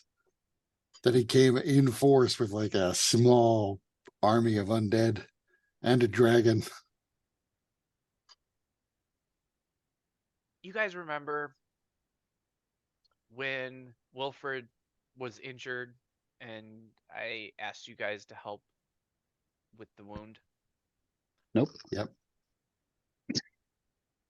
So that filthy dragonborn is one of that group that has been attacking us. Um, and they become more bold and somehow have developed means of getting through our defenses. And somehow I have to assume that they knew that I was going to be out, which is why they chose that moment to attack. Yeah, did Archon ask for Master Hawkins? I feel Yeah, he that, did. like Yeah. we explained that Master Hawkins was not in town. Yeah, I want to say he was looking for him. So that could be. It could be that Master Hawkins' understanding is incomplete or he's making assumptions. Right. I'm just saying, if he actually did, if we did have to explain it to him, I would mention that Oh, it may have been bad timing, or he was playing dumb. I just can't imagine why. Or he Yeah. wasn't actually given the full information. He was sent here just to assault this because they knew that you weren't here. That's true. Does he have a boss? Is this likely to happen again when they send more people after you? yeah. So that is one of the issues. So I'm going to need to change locations. It's been a while since we did something outside of Fernia, and I think it's time that I take Wilfred and the Wandering Emporium away for a bit. How long is a bit? And and are we able to get back there?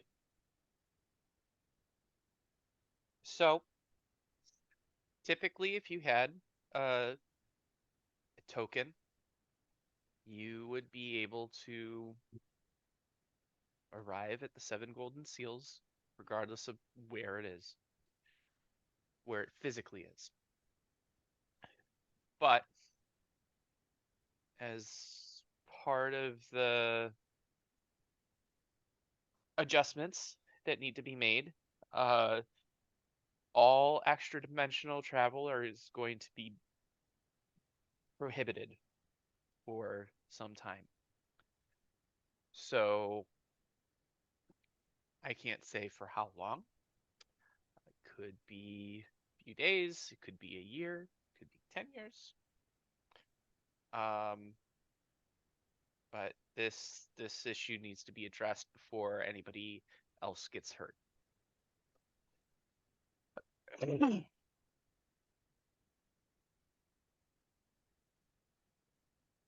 Well, speaking it of those who was are hurting, I have also to speak with you about the lovely Miss Lulu.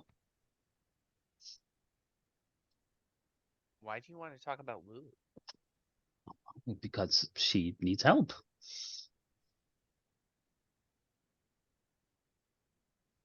Her first Lulu? steps along her road to recovery have been taken today.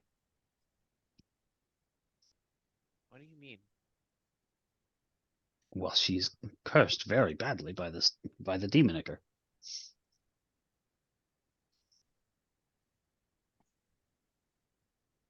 You Do you don't have know. means of removing curses, by the way?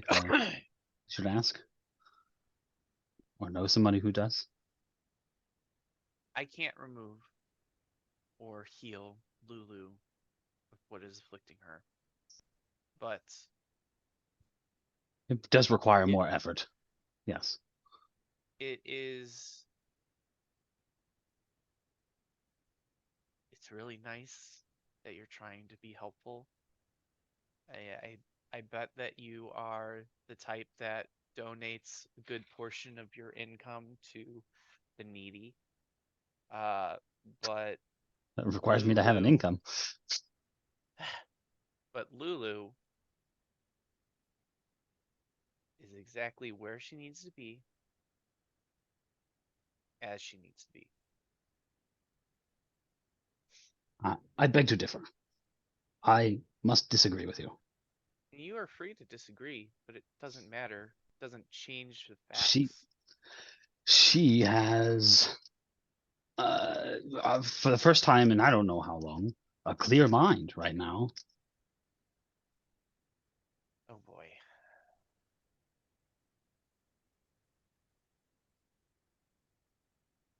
I'm going to focus on the positive and appreciate all of the help that you guys have done in protecting the Wandering Emporium.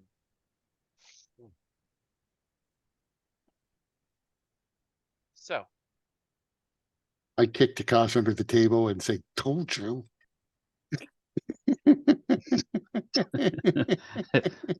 Sir Hawkins, he kicked me.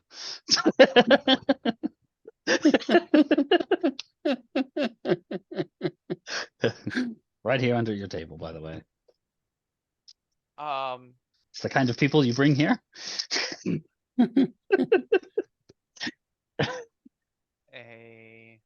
What exactly is the issue with Lulu, huh?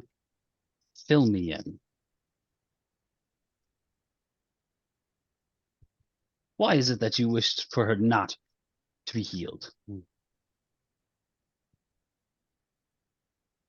Hold on one second.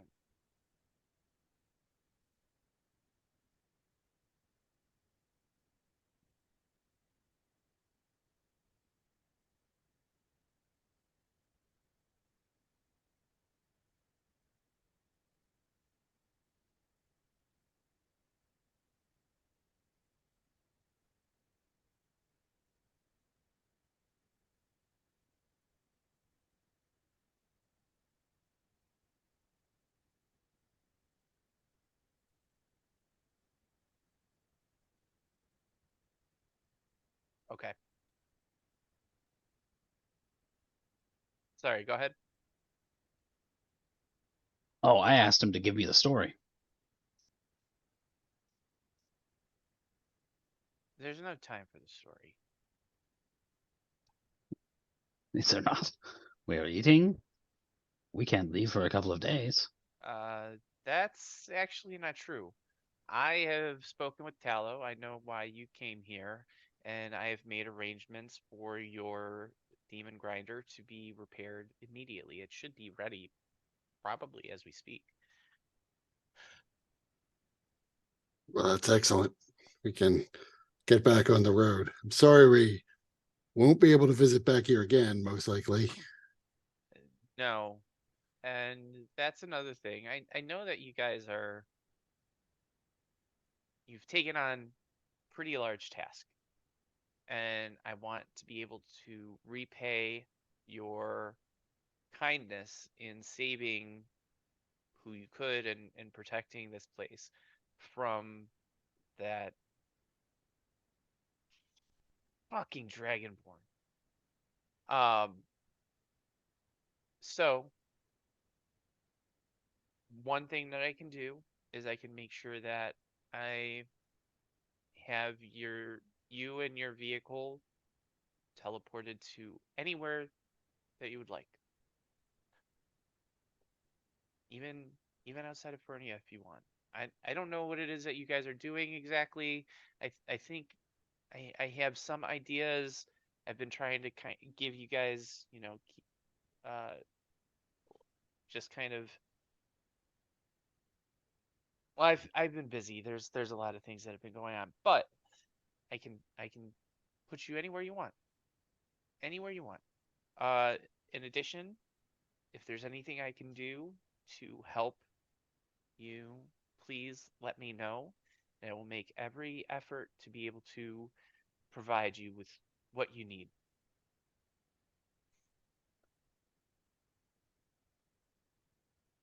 Well, I don't know if you have a way of generating anti-magic fields, but we are in need of a way to nullify magic in order to fix up Colossal Warforge in Fernia. Does Swervathan have a ring? Like He does, that? but we can't. We're not even close to being able to afford his ring. He wants 400 soul coins for it.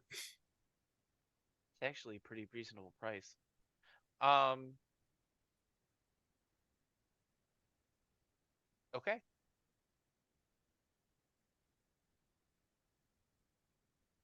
Really? We will get the ring? I will make arrangements to have it sent out for you.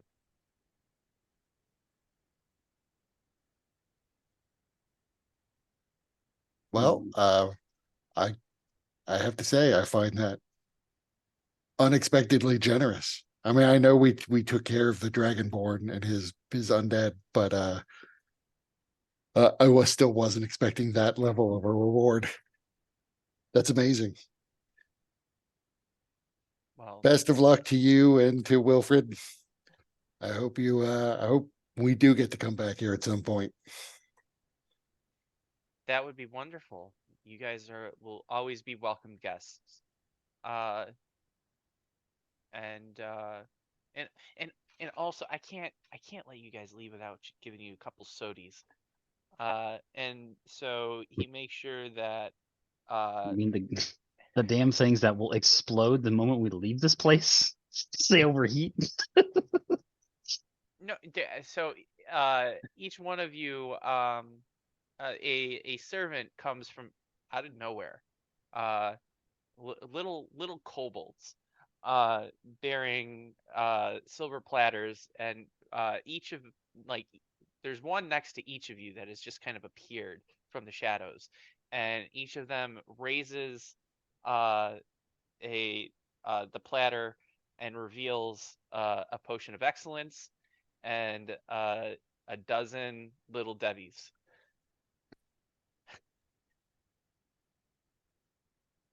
We can always keep the sodas in the demon grinder. That stays cool. Sure.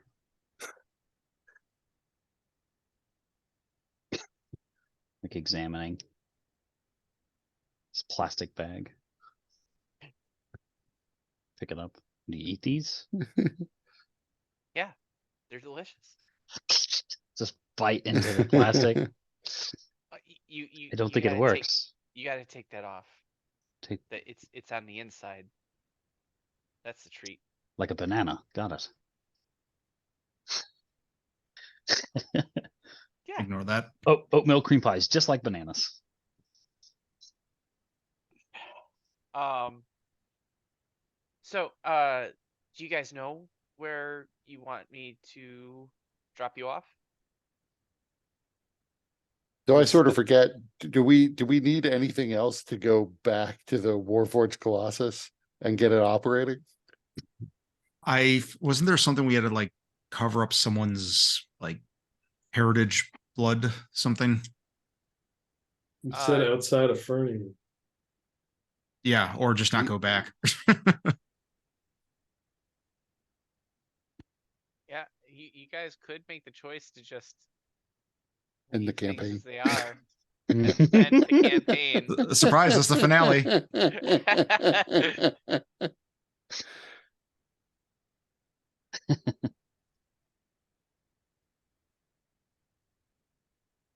Clearly, Takash would not choose that option. Oh, I mean, you could play a solo game if you want.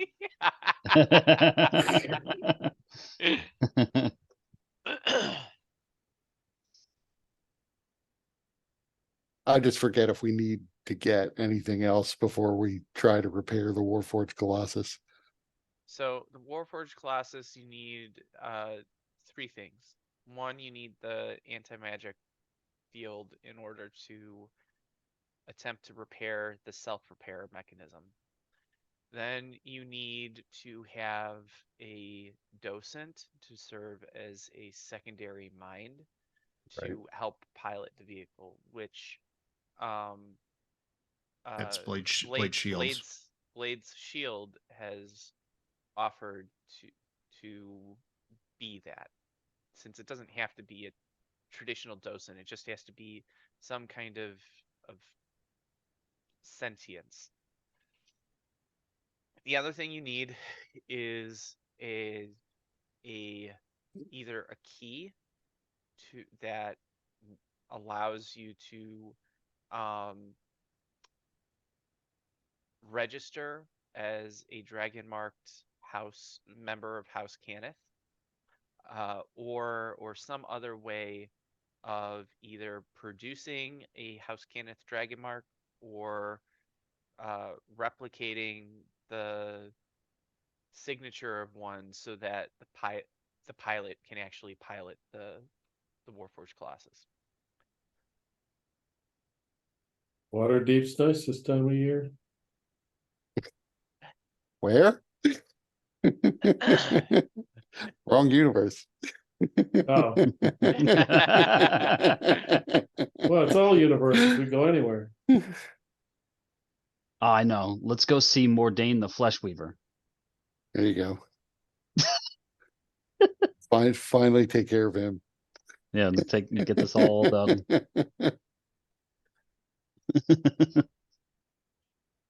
That's a hard pivot that would just break our necks right there.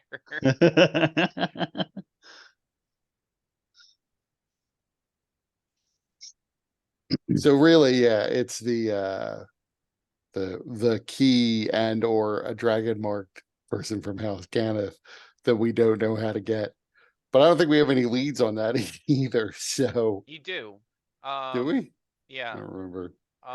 So you found a book in Swerbathan's library that described a lot of theory regarding dragon marks, which was written by Feanor.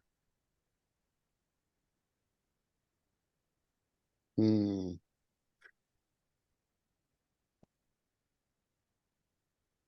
Yeah. I mean, evil it's person. right. So my character actually wasn't around for Feanor, so sitting around the table now, I'd be like, Feanor's. Yeah. We've got to go talk to this Feanor person so that we can hopefully figure out a way to mimic a House Cannith dragon mark. And it seems like she would be the best person to help us with that.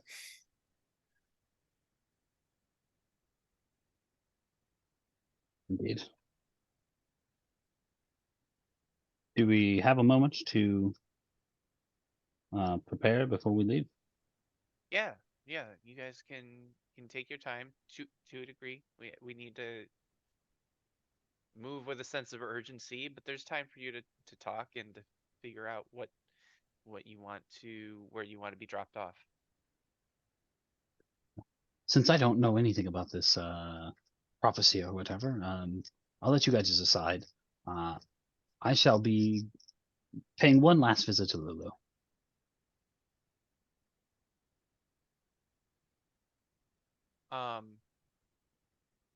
So I was like, stand up. How do I get out of here? at that point, Trebek would speak up and say, "So I did some research on some of those tomes and scrolls that we got from the Zorn, and there's a creature called the Sibriax that should be able to give us a lot of information about what may be going on and how to find the things that we need to find, as it seems to be able to know secrets that it by rights shouldn't know." Yeah, that's familiar. Do you know where we can find a Sibriax? Are you talking to Master Hawkins? Or Or no, I would be talking to to Trebek. So it the tomes do state, like,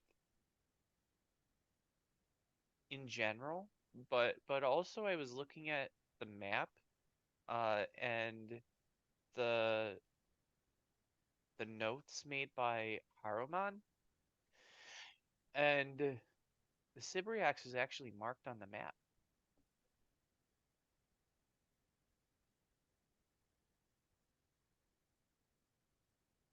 So we have the exact location of the Sibriax. Wow. I mean, from what I've heard, then doesn't sound like either Feanor or the Sibriax is going to be exactly easy to convince. So the Sibriax is under the control of someone named Zariel.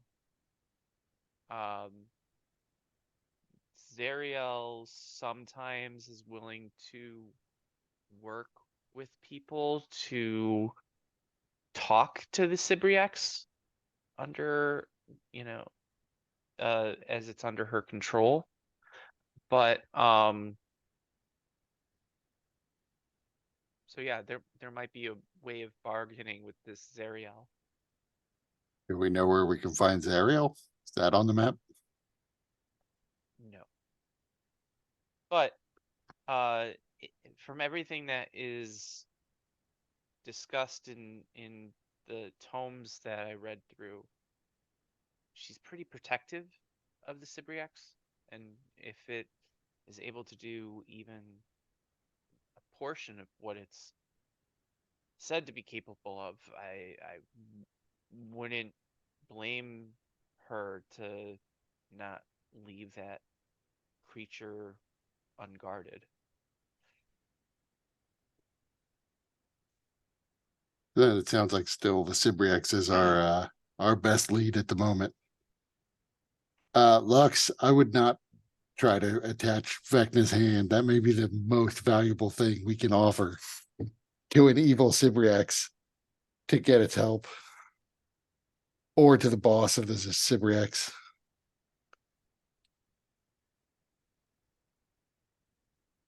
We may need it as a thing to bargain with. And maybe that's why the Silver Flame has put it in our path. And it'd be sad if you attached it, severed your arm and then attached it, and then we just had to chop it off again.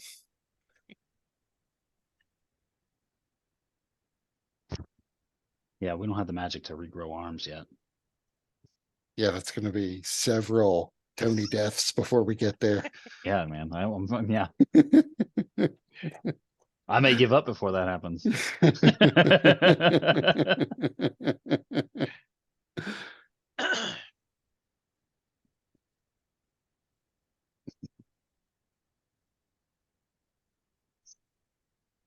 So, unless, of course, anybody has a better idea, I think we should go to the Sibriax.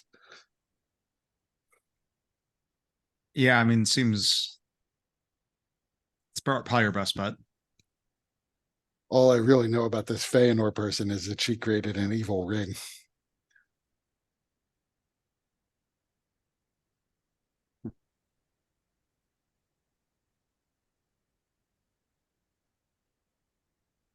She seems. I'm not there to speculate, and I've never met the person, but like she definitely seems the least likely to try and bargain at all. She was like, "Get the fuck out of here."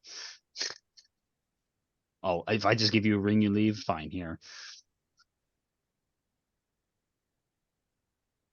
I would try, fucking maybe that'll be easy. But she said, "Don't come back." There's no way it's gonna work out. Yeah, but she didn't say it to you or me, so That's fair. first time. Lux has to wait outside.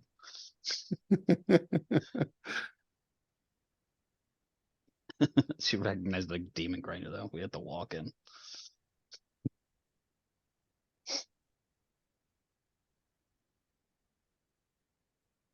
So I mean, I would wait until Takash comes back from his excursion to say goodbye to Lulu, realizing that he might, further push her towards whatever it is that Master Hawkins doesn't want.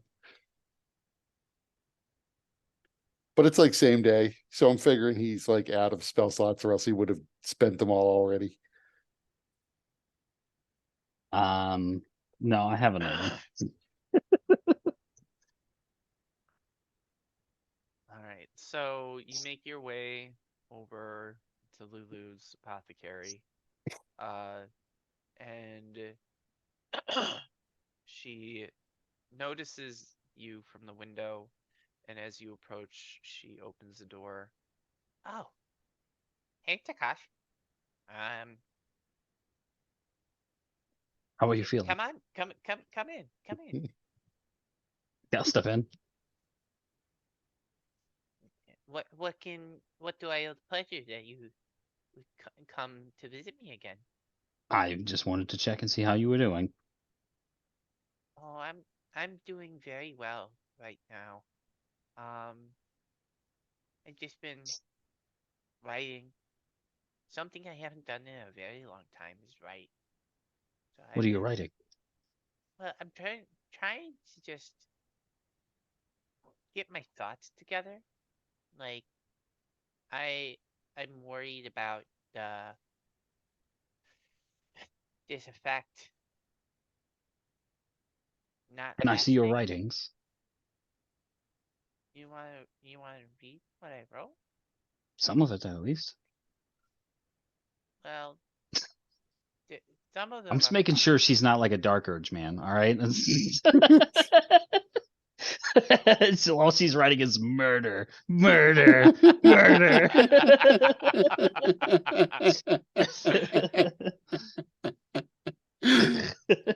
Red rum. So she says, okay, you can see, and you read over it.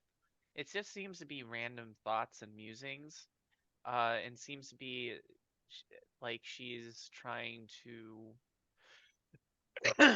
provide instructions to herself in the future. Um, things to keep in mind, things to remind herself.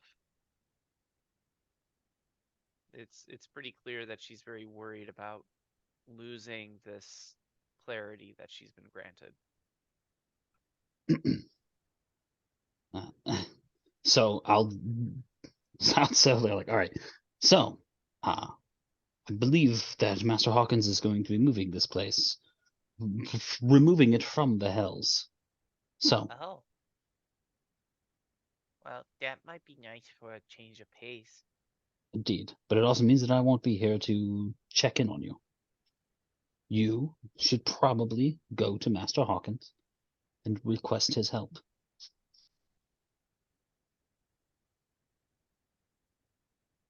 I don't think Master Hawkins will help me, though. He does seem to be strangely cagey about the situation. And look, I don't have anything bad to say about Master Hawkins. He's actually helped me quite a bit, even though you might not understand it. And he's given me a lot of opportunities here to be my own person, to not be enslaved to some other demon or devil, or to not have to worry about all the dangers that exist beyond the Wandering Emporium. So I'm sure he's if he's able to help me, he's not. There's a reason. And Master Hawkins has always been a good person. As far as I can tell, he's treated everybody here very fairly. And so because of that, I I don't think he wants me to be hurt.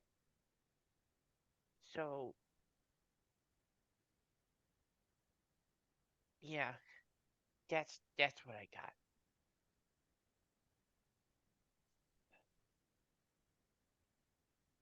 This seems inefficient or insufficient. Well,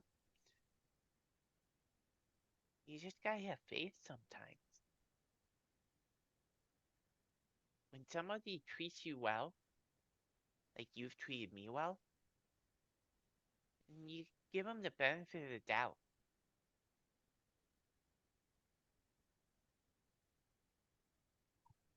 It is difficult to see that from my side of things, I suppose. Well, To we allow don't- you to indulge seems more detrimental to you. well, we only just met. I'm really glad that you're my friend and that you helped me. But even with this clarity, I I don't remember everything. I don't know what happened much before. And maybe you don't know Master Hawkins very well either. I know that other people in your group have been here a couple of times before, and they've had their dealings with Master Hawkins. He's a good guy. He's trustworthy.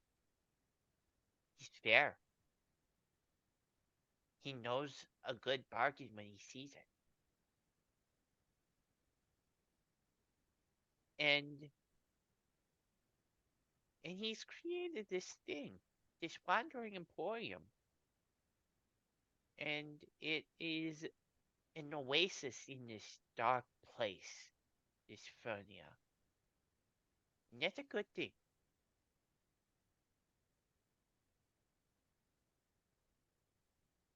So I trust him.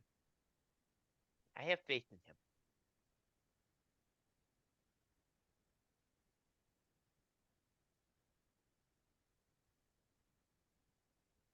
It's really nice to have somebody worry about you. I suppose then, since you are of sound mind now, if you wish to make this choice, it is yours. Thank you, Takashi. I can't tell you how much I appreciate all the help that you've given me. And I'm really hoping this clarity lasts. And if it doesn't, then I hope Master Hawkins will make the best choice to help me in the way that he sees that I need. Because I won't be able to see it for myself.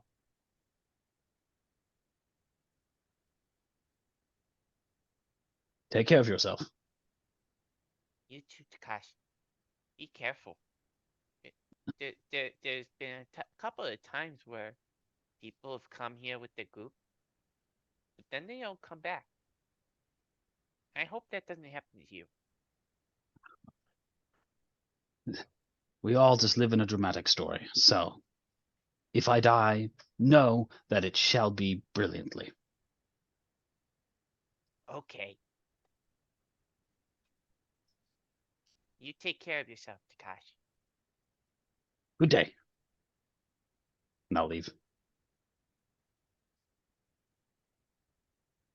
I'm gonna have the worst death now. I'm just gonna fucking drown in acid or something. I mean, you already had the acid bath. I don't know if I can repeat myself. I feel like there's survived. Yeah, but you didn't kill me. you were real fucking close though. I was down to 1 vitality point. I do I recall feel like that. there's a parallel universe where realizing that Lulu's going to go back on the drugs, Takash just like one flew over the cuckoo's nest smothers him right there at the end.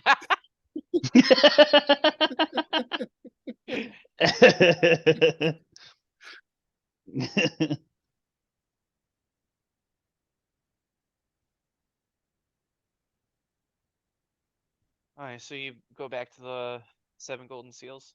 Yep. Okay. So yeah, I would also point out probably before Kakash gets back, that if we're just going to leave anyway, I don't know what there is that we need to identify that we got off of Archon. But this might be our last time that we can get professional help identifying these things. See Is what there Master was there Hawkins like a has to say about the was damn hand? was there like a list? Well, I assume we're not going to get the hand identified since they don't really want to touch it. Nobody wants to touch it. But if there are other things, we might be able to get that out of the way.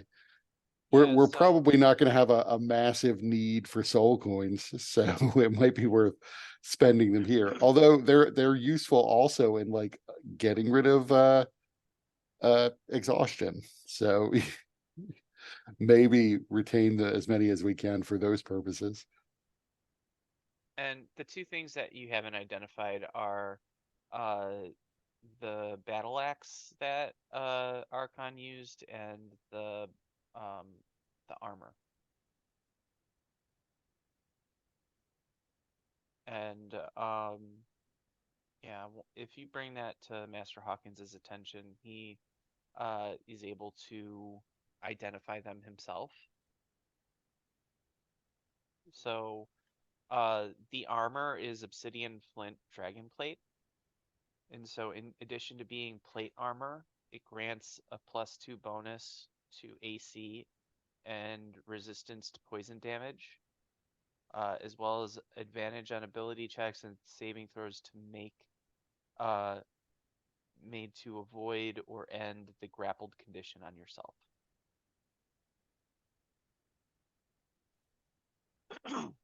And I then mean, that's either Kakash or Bust, I assume. I don't know who else wears plate. Or Trebek, I guess. the battle axe is called Pestilence. And it's +2 battle axe. On a hit, it deals an additional 2d8 poison damage. And the poison is so potent that it ignores resistance and immunity to poison. If the wielder scores a critical hit, it doesn't have to be a confirmed critical hit, just the initial natural 20. While using Pestilence, that creature also becomes poisoned for the next minute, and that affects creatures even if they're normally immune to being poisoned.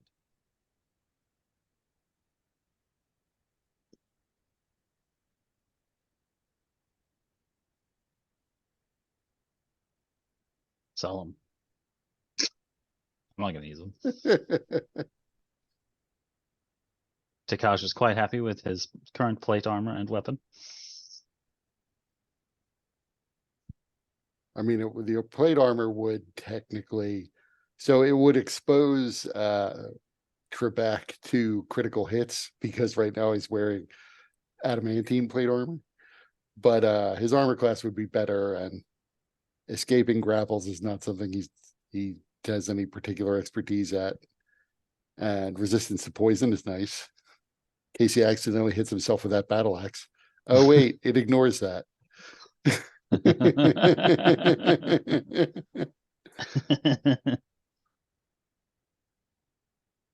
I mean, I would ask Master Hawkins, like, there's nothing like corrupting and evil about them, right? Because we seem to find a lot of corrupting and evil items.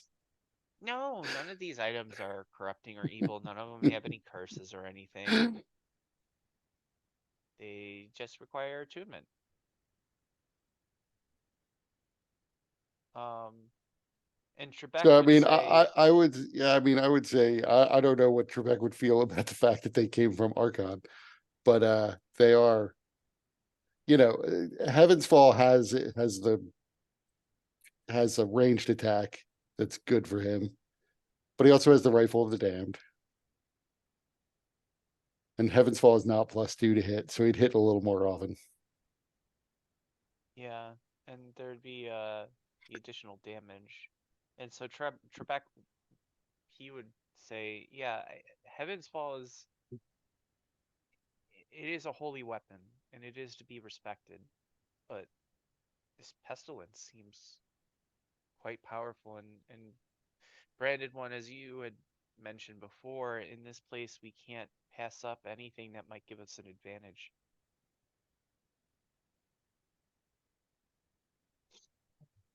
I agree. As I said, I don't know that we're going to have as great a need for soul coins if we're not going to be coming back here. I haven't run into, other than powering infernal vehicles, which we don't need to do with ours. I've not really come up against anything where we need soul coins, other than they're being convenient in the Wandering Emporium. So, Is there any chance we're gonna need it for the Colossus? soul coins. Soul coins. Yeah, to power it at all. So the Warforged Colossus is from Corvair. It's unclear how it was transported to Fernia. But since it didn't originate here, any engines or magic would not, the technology wouldn't Yeah, it's not require based or on interact with Fernia. soul coins. Okay. Yeah. Okay. So I would give them to Trebek.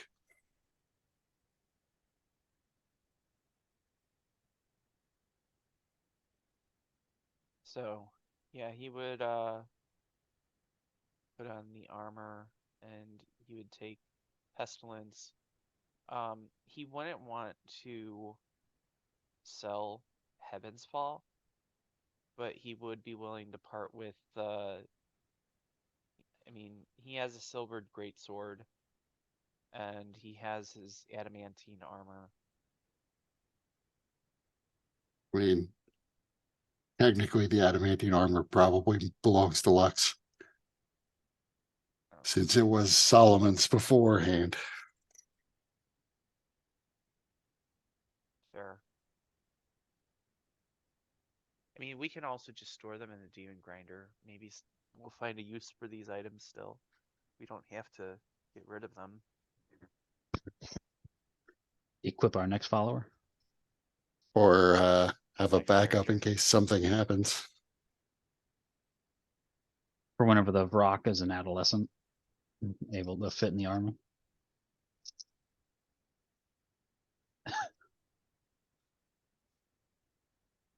It might be a Or while. if you encounter something that melts in your equipment. Right, that's what I was thinking. Why we might need a backup. I'm sure somewhere along the way we're probably going to find some circumstance where we're like, if only we had a large flat-ish plate of adamantine and we can pry the breastplate off when we get like stuck in the snow or something unexpectedly. Yeah, but see, you know what's going to happen though is we're going to do that, but we're going to be fucking miles away from the demon grinder at the time because we had to leave it behind for some reason. Well, I mean, whenever we get the Warforged Colossus up and running, I'm not sure. Like maybe the Warforged Colossus can carry the demon grinder under its arm or something, but otherwise, I'm not sure if there's like a garage in its ass.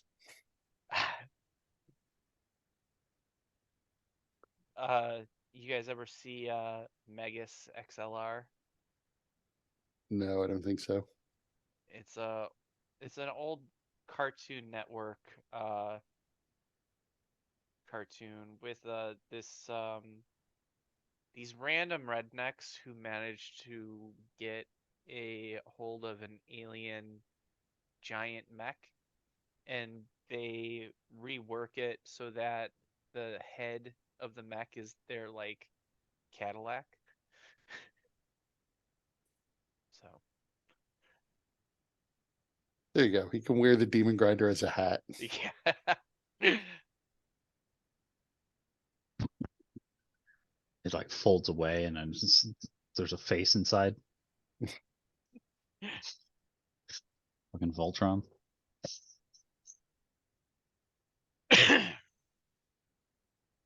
um Can we get a bunch of Colossus and put them together? Have a Megazord going on. I've just given you an idea. Okay, got it. Right. That was their ultimate goal the whole time whenever they made them all. Is to get them all together and fuse them together. By your powers combined, I am massive mech. That'll be when we fight Bad Maggie. That's what she'll come with.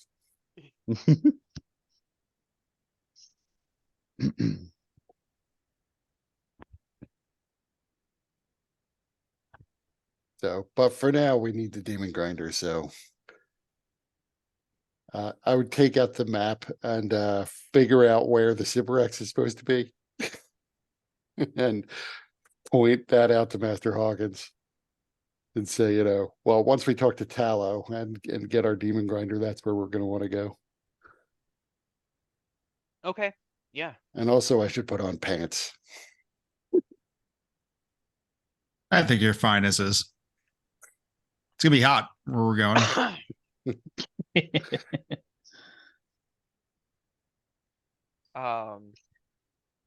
Yeah, whatever is most comfortable. You do you. But yeah, like I said, the Demon Grinder should be ready. Go ahead and talk to Tallow. It's also I've taken care of the expenses, so you don't need to worry about that.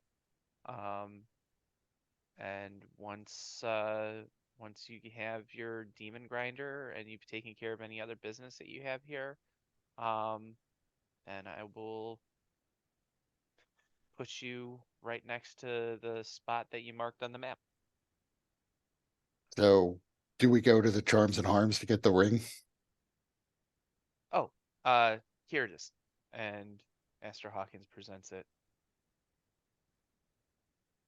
I had a messenger fetch it. I'll take it and say again, I find this amazingly generous. I'm glad we could help you out. I hope you have a lot of success wherever you wind up going. And Why I hope- Fernia in the first place, for that matter? Was there some reason to have Wilfred be here and not in some more pleasant place? The weather takes getting used to, but the opportunities here are boundless. It's If those we're diamonds evil in the people- rough that you need to find. And if you're gonna find them, you need to go into the rough.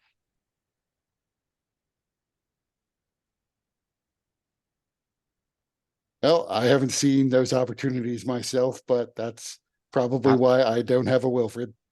Not a single diamond. Not since I've been here, except for that doll, Lulu.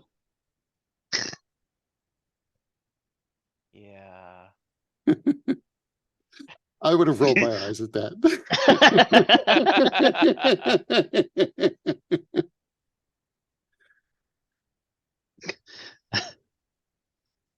I think that Master Hawkins might appreciate me whenever I tell him this. Put a hand on his shoulder. If something happens to Lulu, I will take it personal. And whenever our business is done, I will seek you out.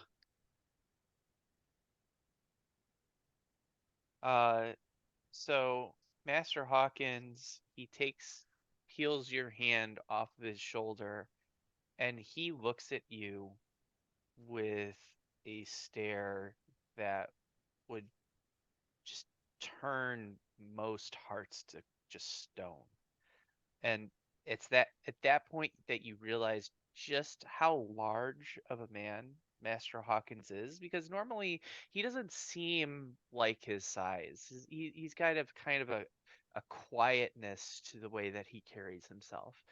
But at this point, when he's bristled, you understand the immensity and the power that he wields. He says, "Careful, Takash. You don't want to threaten your benefactor."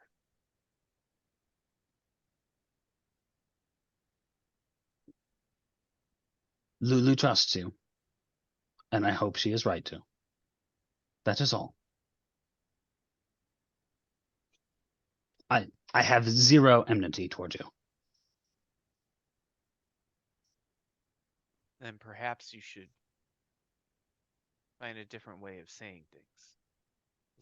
That seemed I a lot only like wished goodbye. to impart my seriousness. This is all. To be fair, he's really dumb.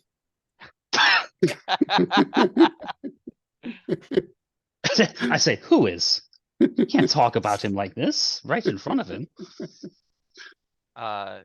Master Hawkins looks directly at the Brandon and says, "Yeah, I get that."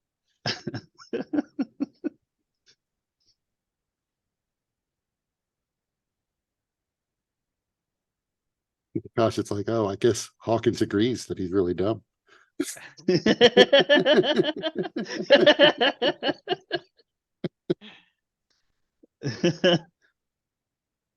No, All he's right. not smart enough to pick up on it.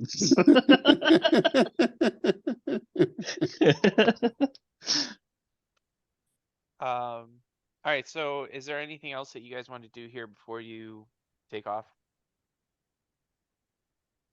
No, just gather No, my things.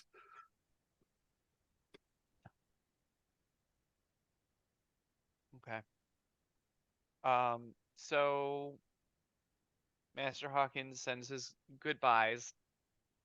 His Oh, I guess actually what? One more thing.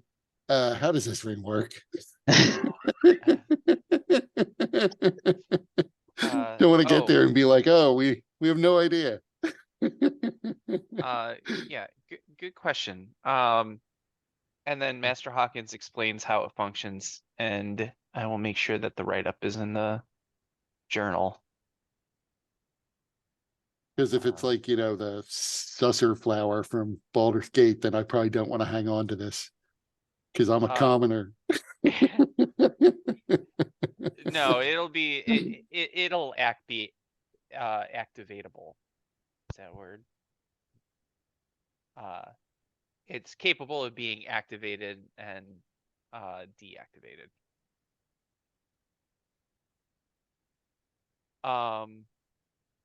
So Master Hawkins and says his goodbyes. Tallow, Heb Smythe, Swervathan, and Lulu also come out to say their goodbyes. And Master Hawkins's winged pit bull is also I guess wagging actually his tail and one last thing before we zap on out of here. I don't really need anything from Charms and Harms, but and we probably won't run out of like normal so quasi magic-ish arrows, but I think we have like 12 soul coins. So you could probably get some pretty good magic arrows with that. Yeah, I mean, I'm not opposed. I mean, the problem is I mean, I'm using the arrows and he's using the bolts. So I mean, I'm sure they're probably not that expensive, but I don't know. I'll just say this is probably our last shopping trip for a while. So I don't know. I'll run over to. I'm like, and I'm gonna run over the Harms really quick. okay. What is it that you're looking for? I guess beyond, I think I'm not sure of it. I think Lade has it on his sheets. What was it? That the quiver where we can change. Plenty. Yeah, that one. Yeah, I think that just gives us. I think it's just standard arrows, but it like for magical purposes they can hit, right? Yeah, they're magic.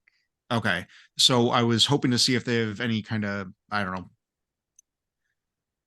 better arrows and or bolts for Blader Eye. Whether they're poison, probably not fire, but any kind of magical arrows.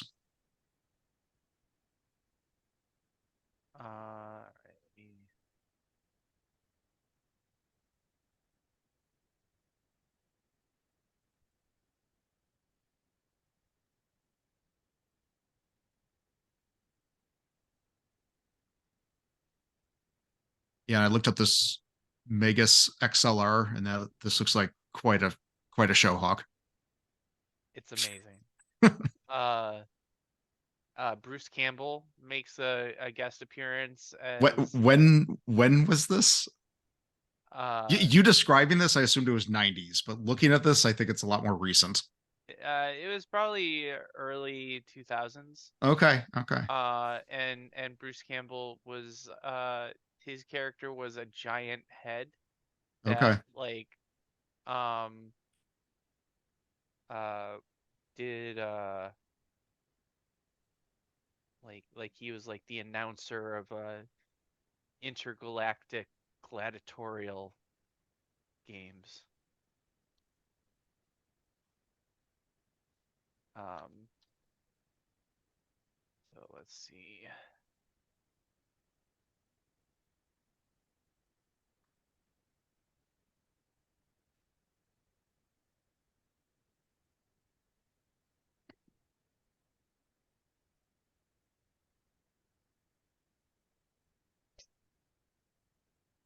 Oh, Some of these characters look familiar. Like I've seen them like in commercials or something.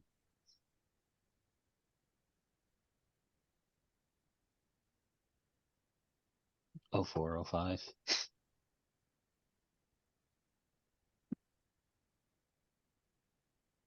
Yeah, I'm sure I've never seen And it now. Yeah, I didn't watch it, but yeah, I did. I.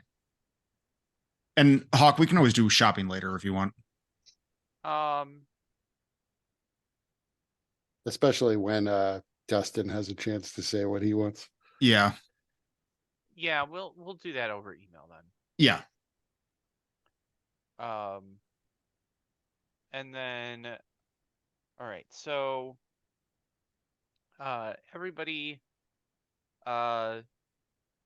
with the in the demon grinder is transported to an area. You aren't transported right there. And Master Hawkins would have explained from what he knows of the Sibriacs, if you were to just teleport right into the area, immediately in the vicinity, it might cause major conflict to develop. So in order to save you from that, uh, he um he teleported you a bit outside. And so what you see as you drive the demon grinder up appears to be in the distance. You notice a kind of tower with chains kind of anchoring the tower. Um, as you get closer, you realize that it's not a tower. It's actually a creature. Uh, and this is what the creature looks like.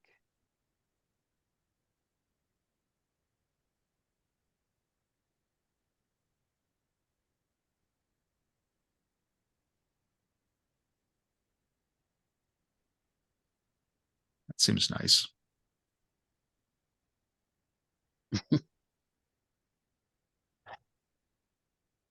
And it is massive.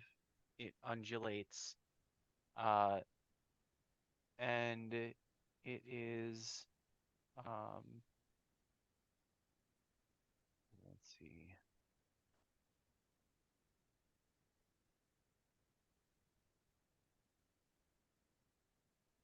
And it's at the top of a cliff face that the creature seems to be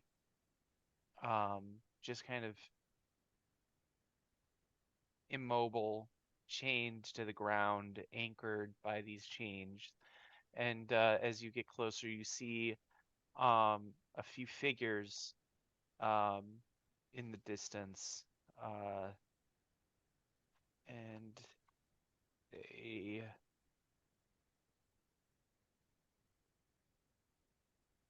this is what they look like. One of them looks like this.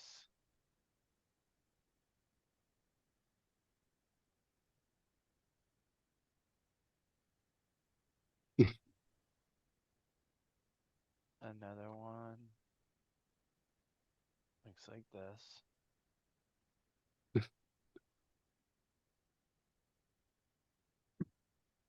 Ah, yeah, the horny devil. Yeah, we got all like a whole party going on. And then The another. the BDSM devil. Oh, I thought you meant the other one. Because the other one looks like it's got a full-on erection going on. Yeah, there's that. Yeah, exactly.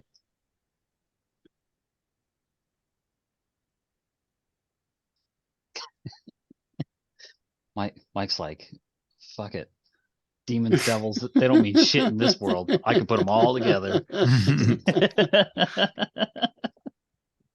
There's a reason why I don't use the term devil or demon. Yeah, I and noticed. Just fiend. I mean, they look nice. I say we go up and talk to them. He does look like he has a full-on erection.